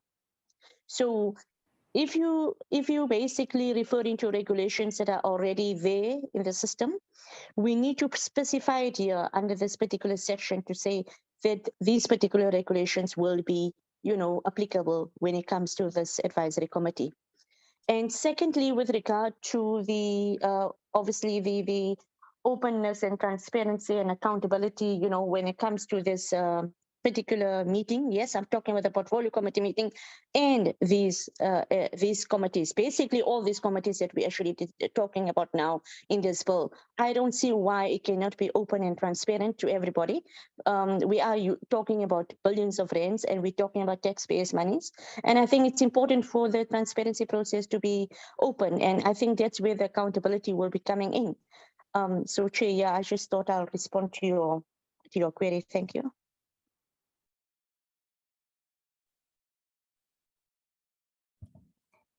Yes, thank you, Chair. Chair, I think clause 27 says as prescribed, and that means it's through regulations. So maybe it should be read again. I think it's important that we understand that, and regulations are open, are published, and indeed are open and transparent. It means they will be engaged at. Lastly, Chair, is that the useful information for inclusion in regulations, on regulations and not on the bill. The useful information for inclusion are on regulations and not on the bill. We don't specify regulations in bills, and by definition, regulations are not in the Act. They support the Act. That has to be clarity there. Thanks, Chair.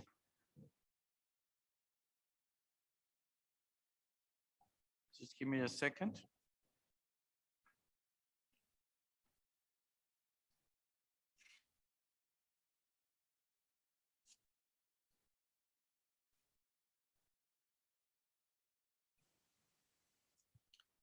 Thank you very much, honorable members. Honorable Ismail, you've come back on the point of openness and transparency. But just remember that these meetings are open to the public. So we are reinforcing this point. I am reinforcing this point of openness and transparency We do understand that there are some meetings which are sometimes called closed meetings if the committee deems it to be necessary to have those closed meetings. So I'm trying to understand the context of you raising this now for a second time.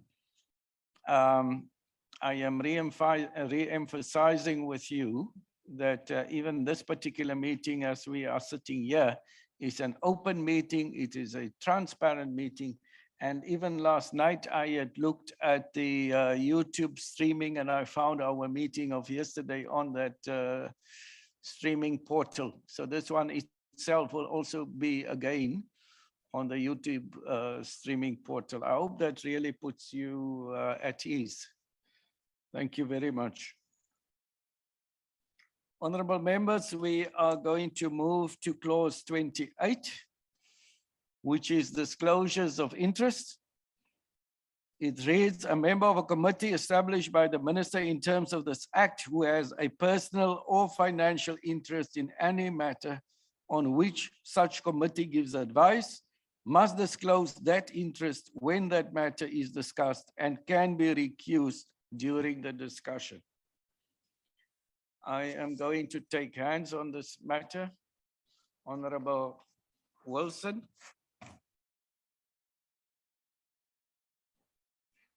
Just me. Honorable Gela.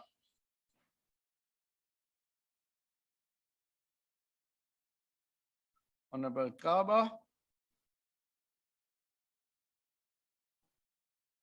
Harvard. Thank you very much. Please proceed. Wilson, Gela, Kaba, Harvard. Thank you, Chairperson. And apart from the fact that we don't, say it again, Minister, want to establish these committees, disclosures of interests are very, very important. Now, it's one thing to disclose personal and financial interests. I think what must be very specifically stated there, that these interests, declaration of interests must include any civil or legal cases or litigation, regardless of the outcome that has been lodged against any member of any committee, and that they must, and I know this probably falls under bankrupt, but unless the questions are very specific, they will not be attended to. And that is, have you or any company you've ever been associated with been bankrupted, liquidated, is under administration? It's a technical issue, but I think it's a very, very important issue, and I would like to see that included in this, please. Thank you.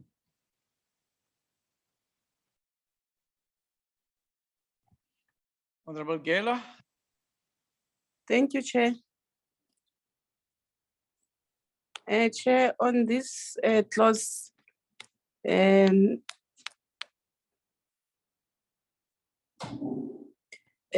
want to submit a chairperson on clause 28 that as African National Congress, we support this clause for the following reasons. Number one, this provision is in line with a good governance principle as it promotes transparency and accountability so that everything is transparent and the accountability is there so that no one would say there was no transparency and accountability. So we support that clause. Furthermore, Chair, this provision is also important as it will ensure that committee members take a decision that will benefit the public interest instead of personal interest. I hope, Chairperson, and it's understandable. Hence, we are saying one, transparency, and also I so move, Chair, and support also Honorable Ikhasa. Thank you.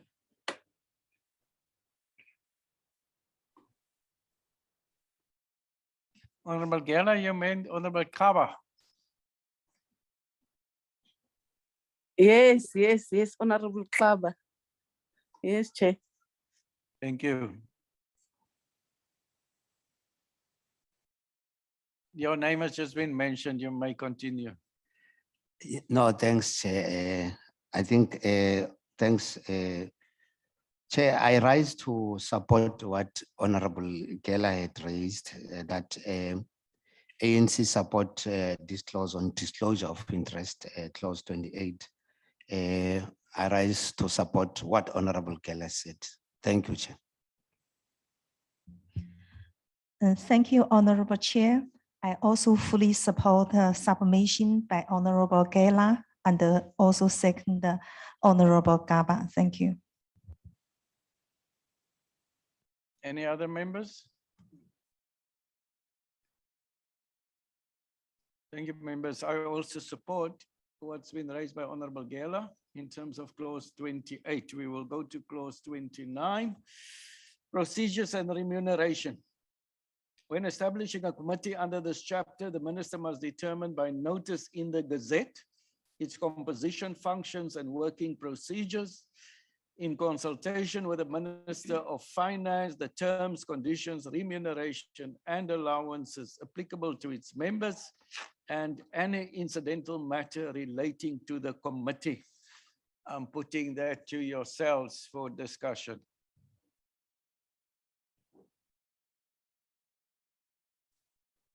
Honorable Clark, followed by Van Staden, followed by me, followed by Kaba. So it's Clark, Van Staden.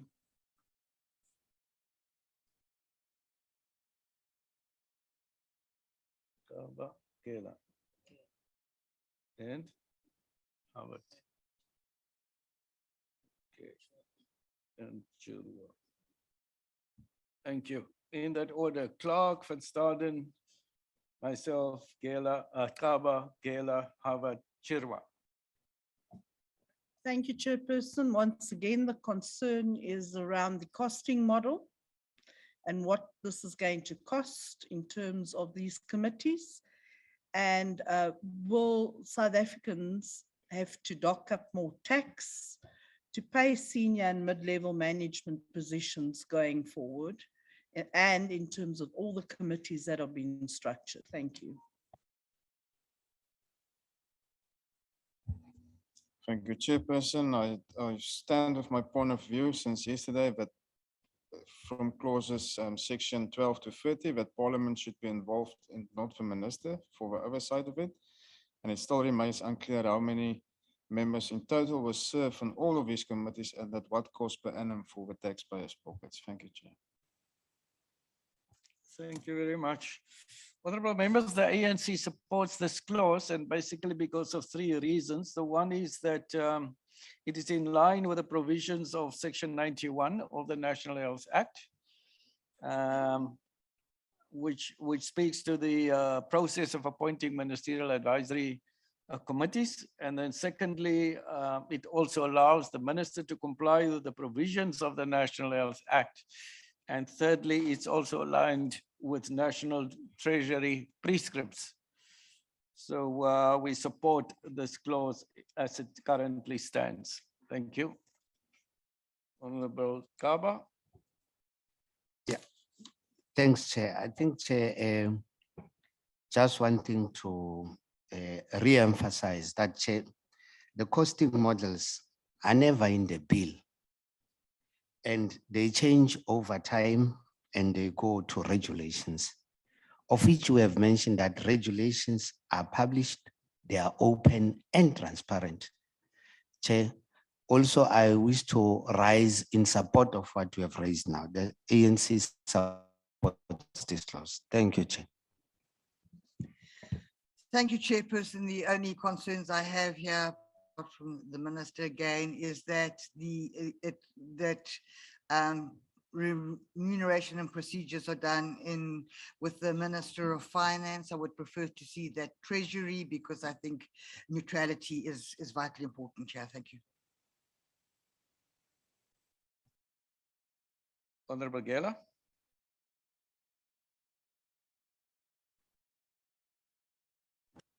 Chairperson, I rise to support you and also Honorable Kaba. I think, Chairperson, the other issue, I think, Chairperson, not to, yeah, let me just pause the Chairperson, because I don't know what's wrong when the minister is being assigned or lead the department, because at the end, he must overlook or oversee every process that is taking place in the department as the person who's been tasked to make sure that a health department is functioning. And this bill is going to assist us moving forward. Thank you, Chair. Thank you, Honorable Chair. And here I also fully support your statement because this clause is standard. Also support submission like made by Honorable Kaba and also Honorable Gala. Thank you.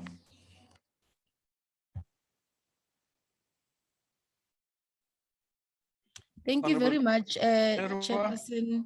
Yes, I'm already on the floor, Chairperson. I just want to touch on the issue that was discussed a bit. And I know I'm digressing, but I think it's important on the issue of the inclusion of regulations and all those things in these clauses. I think it's an important discussion because the bill does encapsulate part and parcel of legislation that is affected by acts, whether they have to be repealed or extended or amended. So when members of this portfolio committee raise issues pertaining to legislation, we must not just shut them down because a bill does not, even if on that particular clause, there isn't a mention of a particular regulation or a law or whatever. It may be that it is actually not included in the legislation that's affected by this act. So firstly, I wanted to raise that concern, Chairperson, that you must guide this particular discussion with care, because we are overlooking many of the concerns that are being raised by members of this portfolio committee because we haven't come up to the point of the schedule repeal and amendment of legislation affected by this act in section 58 of this particular bill. And then second to that, the issues of relating to the costing that is being constantly raised in this portfolio committee should also not be overlooked, because there's a high possibility that these issues that we keep raising relating to costing, which you should know because you were raising the same reasons in relation to the National Health Amendment Act, may actually affect existing legislation. I don't know why this becomes a problem of understanding, or maybe we have an issue of accepting this position, especially because it is a hypocritical position, because these are the same reasons we keep raising in relation to bills. And all of a sudden we must overlook it, despite the fact that there's a high possibility that these issues that we are raising relating to costing can actually affect existing legislation and may require amendment and may require that others be repealed and stuff like that. And as a portfolio committee, we're willing to overlook these things because of political party bias. And then we'll take a bill that's not ready, a bill that needs more laws to be repealed, a bill that needs more laws to be amended, leave this portfolio committee and go to the NCOP and all of those processes when we have the opportunity to go clause by clause, raise these issues, in the very least, note them and discuss them as a portfolio committee. But we're being shut down, because people have papers written for them and are getting WhatsApp messages from their caucuses, can't think of the basic process and what the other members are saying, that let's hear what the issue of costing is saying and what it may affect in this portfolio committee. And also look in contrast, because we're not just on one page, we are going through this bill consecutively. We keep going through pages, even post and before these meetings, we go through these things and also check if these particular concerns are being weighed in contrast to the schedule at the end, especially because there's a legal department that's here. They should also be able to guide in this particular process, because we can't just overlook these concerns that we are raising, especially as, and I'm going back to that particular point, they may actually affect existing legislation. Thank you, Chairperson. Thank you very much, honorable members.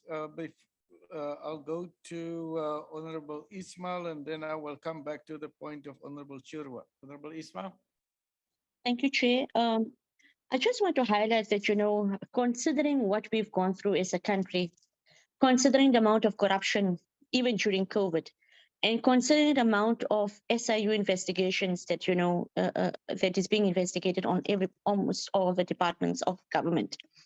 It is actually objectionable that this bill actually provides the minister with such overpowering, powers. It's like basically carte blanche powers when it comes to the establishment of committees, which are generally creatures of statutory, it is, and that is why we're recommending that the bill actually specifically set out the composition, functions, working procedures, regulations, that actually will work under this particular, under these particular boards and underlined in this particular bill. And, I think Honorable Clark has been specifying over and over again the issues of the minister. And I just feel it's necessary for this to be heard, to be said, actually, that, where we are coming from as a country, it needs to be understood that this is where we are actually highlighting that, the issues of oversight and accountability to Parliament in essence.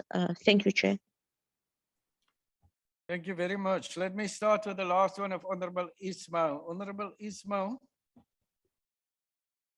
this process that we're undergoing, I'm going to reiterate, is an open and transparent process. You would know that this bill had been sent to Parliament already in August 2019. We had followed particular processes, including the public hearings in the provinces. We had received written submissions and we had received oral submissions. There is a particular process that we have to follow with all of this work, and we must be mindful of that so that we are certain that we would have followed the processes correctly. Now, as far as reiterating the point of the powers of the ministers or of the minister, it is noted, because it seems like you questioning whether these points are noted. These points are noted, and do not forget, and I'm going to say it again, and I'm going to say this regularly, that all members have the right to provide their inputs in a written format to the Secretary of the Portfolio Committee. And then please look forward to the next processes as we will then continue. And then as far as Honorable Chirwa is concerned, Honorable Chirwa, I personally take a little bit of offense when you say that notes are being sent around and WhatsApp messages, etc., etc. Each political party here represented has its own process of how it processes whichever bills, and members come here to present views, whether those views are discussed and caucus before, etc. That's the process of politics. So it is not correct to come on this platform and then to make such wild allegations as you are making. I would really ask you to maybe withhold from such types of discussions. But Chairperson, how are they wild allegations if you're also Can I finish, please? Can I finish, please? That's how political parties function. How are they wild allegations? Honorable Chirwa, please raise your hand on the platform. Don't be emotional. Don't be emotional. You're admitting yourself that that's how political parties run. Why are you being offended? Honorable Chirwa, while you are now muted, please, when you talk about emotions, you're probably talking about yourself. I'm really tired of your word emotional. I'd like you to define it and then maybe equate it to yourself. Yeah, it's the process of being offended. Yes, please equate it to yourself. Like you please go and have some training about what you ought to be doing on this platform. And let me then answer you as to what I was going to speak to you about. You need to go look at the entire bill or the bill in its entirety. There's a page 31 that starts with the schedule. There we have 11 bills which will be affected by what we are doing currently. I'm going to have you removed if you talk again while I am talking. So I'm still on the floor. Go and look at page 31, which speaks about 11 bills mentioned in the schedule which are affected by this bill, and we I will already get to said that that. point I at the already said appropriate that. time. Please I- remove, or please mute Honorable Chirwa. I'm not going to entertain this from you. Thank you very much. We will move on, honorable members.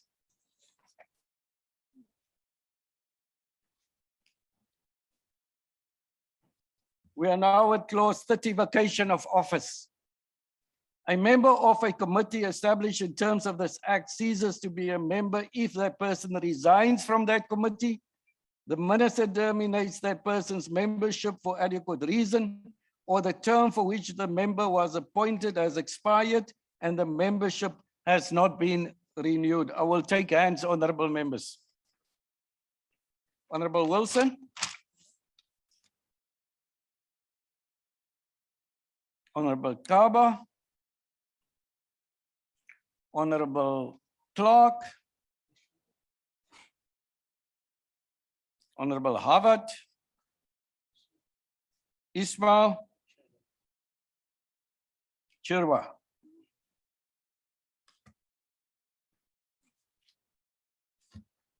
Please continue in that fashion. Thank you, Chairperson.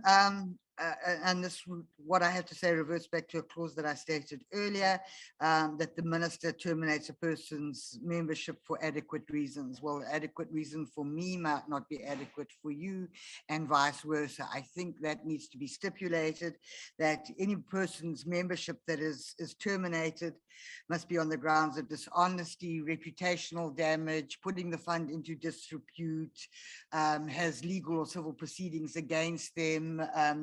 I think we need to be very clear there, because adequate is not, what's adequate for me may not be adequate for you. And the minister may decide that that's adequate reasons and we may disagree with him. So I think we need to make the reasons how a person can be taken out of their office must be clear. And I think we need to consider those reasons very carefully. Thank you.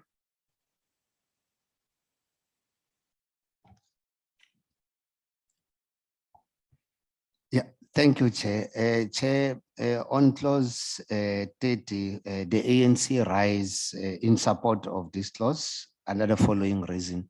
This is very clear. This is in line with good governance practices.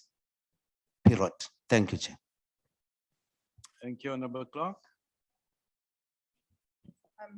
Thank you, Chairperson. I'd like to know also what would be the grounds of termination. So there must be some criteria that is followed in terms of termination. And should it not be the board who has the powers to terminate a person, not the minister? Surely there should be a separation from the minister and the day-to-day running of the fund. Giving the minister such powers may interfere with the effective running of these committees for fear of retaliation. And therefore, we request that the board should make those decisions. Thank you. Honorable Harvard. Thank you, Honorable Chair. I just fully support Honorable Gaba. Thank you. Honorable Ismail. Thank you, Chair. I think I have been covered, but I just want to say it again to be specific. I think, it should be specified in this bill, specific clauses that reflects the, the disqualification criteria, as well as, specifications of conflict of interest. And, the fact that a provision needs to be made for deceased members, how this is going to be handled. And obviously, when it comes to the issues of termination or disqualification, it shouldn't be only in the hands of the minister. It should be a board decision. Thank you, Chair. Thank you very Honorable much, Chirwa. Chairperson. I think this particular clause is really just testament to all the other issues that we've been raising even prior to this, relating to the undue overexertion of the minister's powers, right?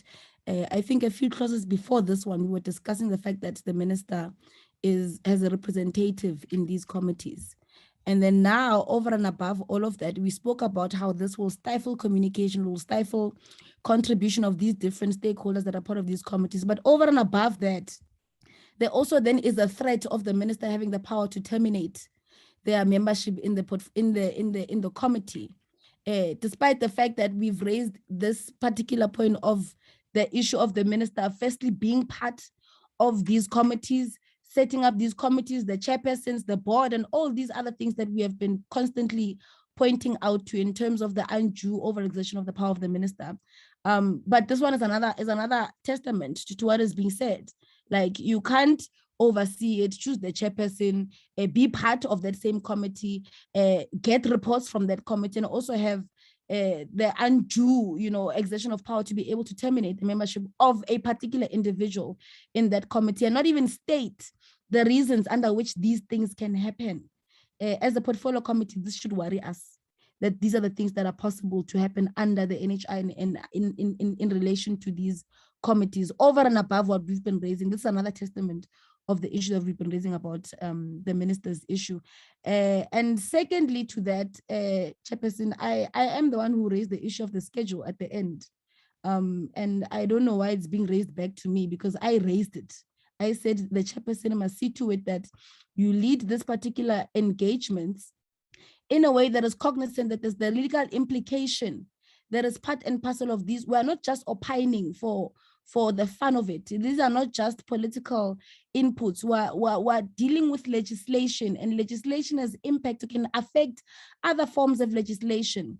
And to overlook that particular part, despite the fact that this bill is inclusive of which legislations are going to be affected by this bill, when we raise issues that pertain to these particular things, if there is room or that there is a possibility that this may affect other forms of legislation, it must be looked into. I am the one who's saying this. I don't know why the chairperson is giving me a note on something that I gave him a note on. Yeah, it's a bit regressive to be doing that back and forth as if I didn't bring this particular opinion to be discussed in protection of the comments and the interventions that have been given on the issue of costing in particular, and the minister's powers and all these other things. Because I was saying that in relation to Honorable Ishmael being rebutted by Honorable Kaba saying that they cannot mention regulations as per clause. And I was saying that is not the case, because the clauses and regulations and legislation that is affected is included in the bill at the back. That is what I was speaking on top of. So can we just have that kind of tact in addressing these matters and also not be offended by basic things? I was talking about an administrative issue to which the chairperson agreed to himself that the political parties run things in different ways. I don't know where the offensive or where being offended comes. Why are you offended by processes that you fall under, that you follow? There's nothing to be offended about the fact that Thank you get you, Honorable to Chirwa. say what you need to say in the portfolio committee meeting. Don't be offended. That's how it goes. You know it as well. Thank you, Honorable Chirwa. Honorable Gela. Thank you very much, Chairperson. I rise to support the submission of Honorable Kaba, Chair. But the other issue, Chair, that I want to raise, Chairperson, is that Uchiro uvela khamisa tyhale angaqondi ukuthi kwenzakalani, and Order, le nto Chairperson, ayithethile, order. it's an insult because Order. Chairperson, order. we are Honorable raising issues pertaining the bill Chairperson, at order. African National Congress. If it's what they are doing in their party, he must Chairperson, not. order. Honorable Gela, let me take the point of order, please. You see, that is what Ukukuka does to a person. I'm talking about issues relating to legislation, and the rebuttal is that I'm not part of how, when I'm talking about legislation and even pointing you to page numbers. And not be sleepies here. You are sleepies in committees, you are sleepies on the job, you don't even want to do oversight as members of parliament.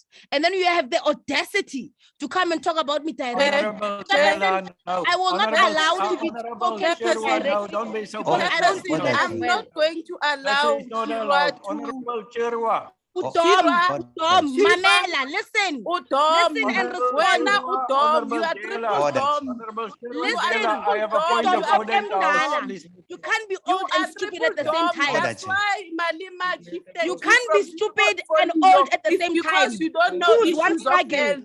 Choose one struggle. We don't know issues of health. That's why Malima Not shifted oldness you and to other stupidity. Choose one. Honor- Choose one. We will help you. Listen, then you don't have to be. Honorable Listen, then you don't members, have to if be you continue in this vein, I'm personally going to write and lay complaints against both of you. We had a wonderful meeting yesterday. We had none of these complications. We're having many of those complications today. It is not correct what you are doing to this House. If you continue in this vein, take this now as a warning from myself. I will write those letters myself personally and lay complaints against you. Now, we are not here to insult one another. I would hope that you will really stop with that. There is a point of order from the House. I'm going to take this point of order. I'm going to ask both of you to refrain until that point of order had been dealt with, and we will start again from there onwards. Honorable Kaba. Thank you, Chair. Chair, I think it is cumbersome, like as we have raised the order yesterday, to say for any member of the portfolio participating in the meeting must give respect to the chair. And we may have realized yesterday from other members speaking over each other on the matter, which we called order to say the chair will rule on a matter. So Honorable Gela is still on the platform. It is not okay for other member to jump in. Unfortunately, the other member may have been not in the House yesterday, and that ruling was done by you to say we must give respect to each other. So Chair, I think I'm appealing to you, and if a member continually continue to be out of order, Chair, you have a right to rule him out of the discussion until you may decide how long. Thank you, Chair. Thank you very much for that input, Honorable Kaba. Honorable members, there are particular rules of engagement. We call it the rules of the National Assembly. And I read to you that this is an extension of meetings. It is a meeting of the National Assembly in real fact. And the rules will apply. And I will apply the rules. So accept this now. I've given yourselves a warning. And I'm going to allow you, because not to speak now, but I'm going to allow you to engage further on the other clauses. But if you do this again, I'm going to ask firstly that you be removed from the platform for the rest of today. And secondly, as I had said to you, I will myself write that letter and ask you to be brought before the committee that deals with those kind of transgressions. So let us now continue. Thank you very much. From myself, I support what has been put forward by Honorable Kaba in terms of clause 30. And we will go on with clause 31. Clause 31 is part of chapter 8, the heading of which is for general provisions applicable to operation of fund, the role of the minister. Without derogating from any responsibilities and powers conferred on him or her by the Constitution, the National Health Act, this act, or any other applicable law, the minister is responsible for governance and stewardship of the national health system and governance and stewardship of the fund in terms of the provisions of this act. The minister must clearly delineate in appropriate legislation the respective roles and responsibilities of the fund and the national and provincial departments, taking into consideration the Constitution, this Act, and the National Health Act, in order to prevent duplication of services and the wasting of resources, and to ensure the equitable provision and financing of Health Services. I will now take hands. Honorable Kaba. Honorable Ismail. Wilson. Clark. Any other hands? Gela. In that order, Chirwa. In that order, honorable members, I'm going to repeat. Kaba, Ismail, Wilson, Clark, Gela, Chirwa.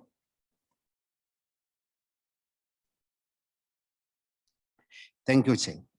Chair, on clause 31.1, ANC supports this clause for the following reasons.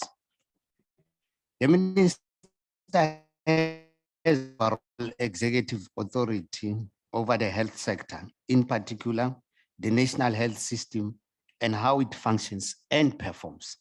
2, Chair, Section 92 of the Constitution indicates that members of the cabinet are accountable collectively and individually to Parliament for the exercise of their powers and performance functions.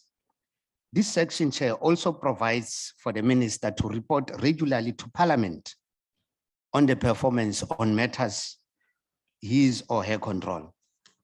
The matters that are under the control of the minister are in governance and stewardship of health sector as contained in Section 3 of the National Health Act, which stipulates that the minister must, within the limits of available resources, endeavor to protect, promote, improve, and maintain the health of the population, including equitable prioritization of healthcare services to be provided.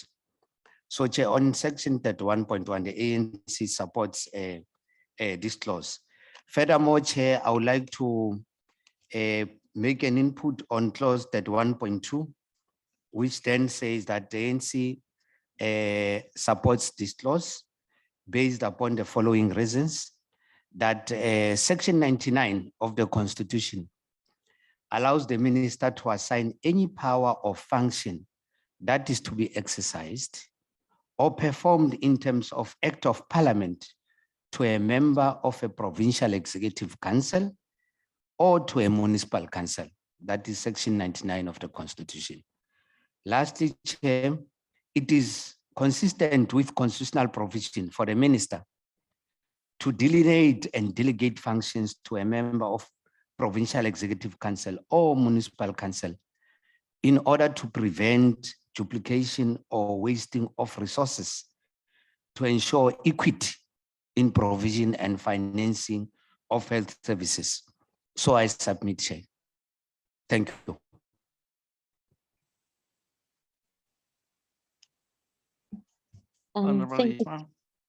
Thank you, Chair. I just have quite a bit to say. So on 31, on clause 31, section 1, the granting of extensive powers to the minister, has the effect of making key decisions. And these decisions could be subject to arbitrary political decision-making. Now, the legal requirements and clinical elements of the system must be, rational, objective, transparent, and actually not left to, political intervention. I'm just worried that we're giving so much, again, I'm going to say carte blanche powers to the minister. And we talk about healthcare services to the country, and we really cannot align this to, politics. Clause 31(1)(b), the fund is a Schedule 3A entity. And really the responsibility for governance and stewardship should lie with the board. When looking at governance structures, the proposed governance structures of the NHI raises, concerns. Frankly, it does not meet the standards of good governance or good corporate governance as recommended in the report on, corporate governance. And it will basically entrench significant political power And, this should be avoided in the context of the current economic challenges created by political interferences in SOEs. I mean, we can see it in Transnet, Central, we can see it in ESCOM. We're seeing it in most of our SOEs in the country. And really, are we really going the same way with the NHI? Bureaucratic control will stifle innovation and promote corruption. And this will actually add to overall costs. And we're looking at taxpayers' money, and we're looking at healthcare services to the country. We really cannot afford this. There are two powers of the fund, and the minister is very concerning from a constitutional and rule legislative perspective. I mean, looking at point 1, that certain regulations could be published and finalized without public comment, clause 55, section 3, and that binding directives can be issued by the fund, looking at clause 56. Again, looking at the autonomy of the fund, the NHI bill establishes the fund as a Schedule 3A autonomous public entity, yet the powers of the minister are heavily concentrated throughout the structure of the fund. And this basically undermines its autonomy. There must be greater clarity, with regard to the administrative structures that support the fund and the CEO. Again, when it comes to the appointees of the board, clause 13, section 1, 3, 8, and 9, too much power and authority is given to the Minister of Health. There's actually, nothing in place. There's no mechanisms in place to ensure that the minister, which obviously is a political appointee, would not appoint his or her own, party's preferences onto the board.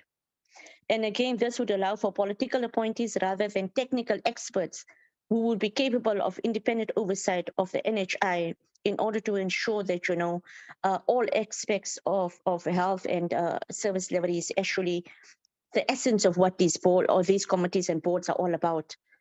And, the minister, just like in any other SOE, is a sole appointee of the board. And, this obviously leaves him vulnerable to cadre deployment.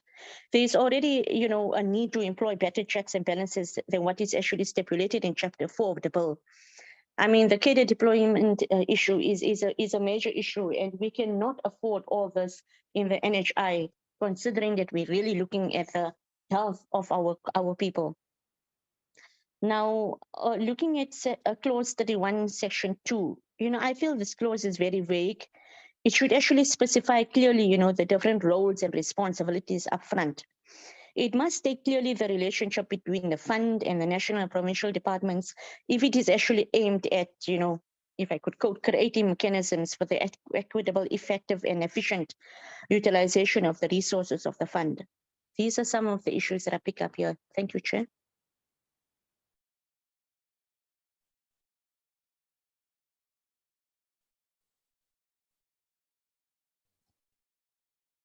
Honorable Wilson. Thank you, Chairperson. I'm going to follow on from what my colleague has just said, but I want to put it in different terms.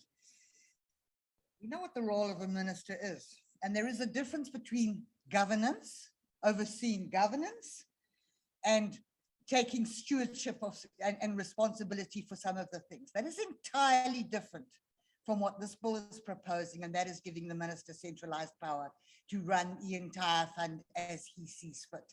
And I think we've raised this time and time again. There is a very big difference between overseeing and being responsible for governance and taking stewardship and centralized power. And I think this has been our concern. And I'm going to go back to something that I raised in a couple of the clauses yesterday, and that the framework of this bill substantially undermines the constitutional powers of provinces to finance, plan, and run health services.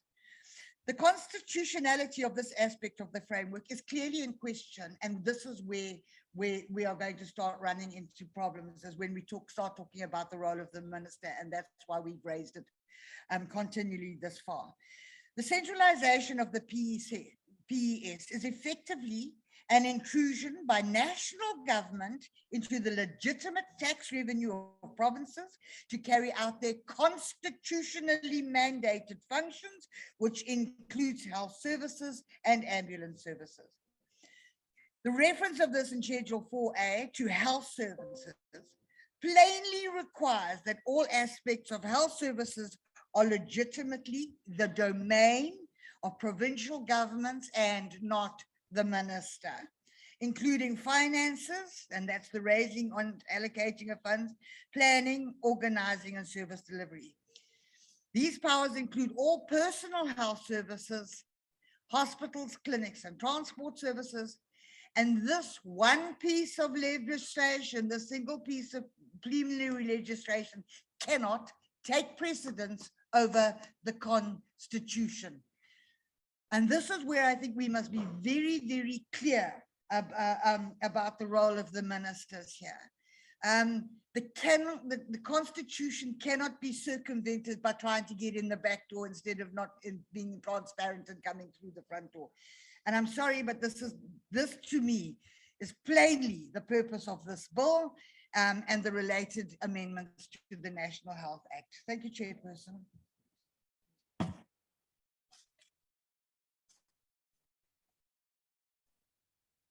Chair, I assume I'm the next. Honorable Clark is next. All right. Thank you, Chairperson. I couldn't have said it better than what Honorable Wilson has said. The big issue around this bill is the centralized powers and the constitutional framework in place already in terms of provincial departments and the powers thereof. And because of this, that keeps on occurring in every section that we speak in this NHI bill. Really, Chairperson, we cannot support this bill, really and truly. Not, we need to tighten up a lot of issues around this bill. Thank you, Chairperson. Honorable Gela. Thanks, Chair. Chair, I arise to support Honorable Xaba on his submission, but also, Chair, noting that we understand that opposition will never support NHI bill. We heard from Western Cape when we're doing oversight that even they've misled the community regarding the bill. So I'm not surprised, but I think we must implement the will of the people, because the people have said they want NHI bill to be implemented as yesterday. So I think we'll carry the mandate of the people as African National Congress to implement what the people wants. Thank you, Chair. Honorable Chirwa. Thank you very much, Chairperson. With clause 31, it's actually very a high level manifestation of hypocrisy, because firstly, the minister has already failed on preventing wasteful expenditure. And an example of this is that building administrative and technical muscles of the AHI is already chipping away at the state's ability to cater for the primary needs that have to do with implementing the NDOH's primary mandate and obligation, right? Which is primary healthcare at the center. And the establishment of these committees, the meetings that will be held, accommodation paid for these deliberations, the most basic of things, will already be problematic, as that is monetary value that could be utilized to build the state's capacity of delivering basic healthcare services, bettering infrastructure of existing healthcare facilities, and increasing workforce of the public healthcare facility, which is not being done in favor of, bringing forth the national health insurance, right? It is very intentional, in fact, that the minister is given this much power. And it is purely political, Chairperson. That is what happens to cabinet and an executive that pledges loyalty to Bill Gates, who conceptualized step by step how this bill will be implemented and overlooks Parliament and its role in oversight and holding the executive accountable in the small print as we see in such clauses as the ones we've mentioned before, and 31B in particular right now, right? I just want to make a request to legal services to revert back to the committee with a distinct impact and consequences that will suffice of this form of centralization on our constitution and existing legislation, and over and above what the impact will be even on the patient care services, that this is the kind of power that's been given to a minister through legislation, through a bill that is supposedly supposed to usher in a new wave of access and quality healthcare, right? And then lastly, Chairperson, I really just want to plead to you on this particular point. I don't want to be problematic in this meeting. I respect this meeting very much because I also carry an obligation to carry the views of my political party and to also carry forth the other concerns that have been raised in the social discourse generally, right? And I can't, Chairperson, be disrespected constantly time and again when I say something that's offensive, that touches someone the wrong way, that I must be called names and nobody protects me in this house. And when I fight back by myself, because the Chairperson is quiet, then I'm equally yoked as the people who say insulting things to me. It is not correct. I'm nobody's child in this meeting. I'm nobody's daughter in this portfolio committee meeting. I am your colleague. I am your equal in this portfolio committee meeting. And I'm speaking to everybody else on this particular point. Nobody is my supervisor here. Nobody should be checking my tone and tact, especially if I'm not saying anything that is not parliamentary. If something makes a person feel somehow, it doesn't mean that they have the obligation or the duty to call me to order like they're speaking to their matriculant daughter. I'm nobody's daughter in here, and you have and you will respect me. In as much as the Chairperson can write a letter, I also have that kind of liberty to write to Mr. Frolick and let him know that in this portfolio committee, I'm the only person that's not protected by the Chairperson. And when I fight back, I'm equally yoked as the other people. This will be probably the third or fourth complaint I'll be sending about the Chairperson. So please, I'm just asking for that, for us to have a conducive relationship. When I speak, don't hear your daughter. Don't hear the child of, I am not your child. I'm not your child. I may be young, I may be a woman, but I'm definitely not accountable or supervised by any of you in this portfolio. Chair, can I come in, Chair, please? Exactly. You see now, Chair, you won't stop him. You stopped him. You stopped me because I got into someone's ear when they were speaking. But now they are doing it to me, and now you've forgotten the Yes, rules. that is a point of yesterday, order, because Chair. now it is, There's a point of because order. now it's me. Now you are letting it happen. I'm going to take that point of order, please.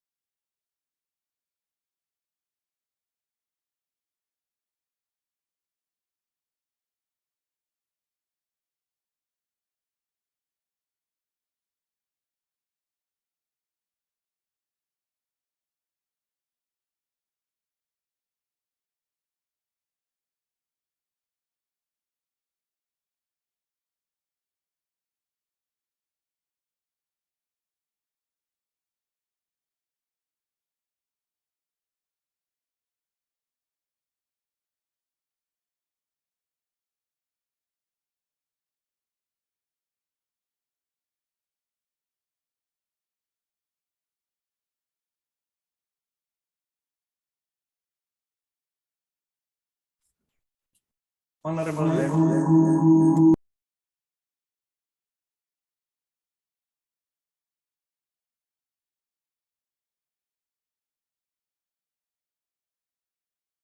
There was a point of order raised, and you've raised a number of points yourself. But Honorable Chairwa, I am not your father, and neither are you my daughter. And this point of view, raising age constantly, has absolutely nothing to do with what we are dealing with. Ethical good behavior comes from within oneself, and you're not expressing that within our meeting. You're not actually showing that in our meeting. We've had very wonderful meetings when you were not present. The moment that you come into this meeting today, you come and do what you have just done. Now we do have recordings of this meeting. You can write as many letters as you wish to, because you have the right to. And I can also write letters because I have the right to, as well as any other member here present. But what you are doing, wanting to hide behind age, you know, what is age? Age is something, when you are more age, you are more experienced and you learn more things and you have more qualifications, etc., which I think you need to go and get, because clearly you're not exhibiting whatever you have learned.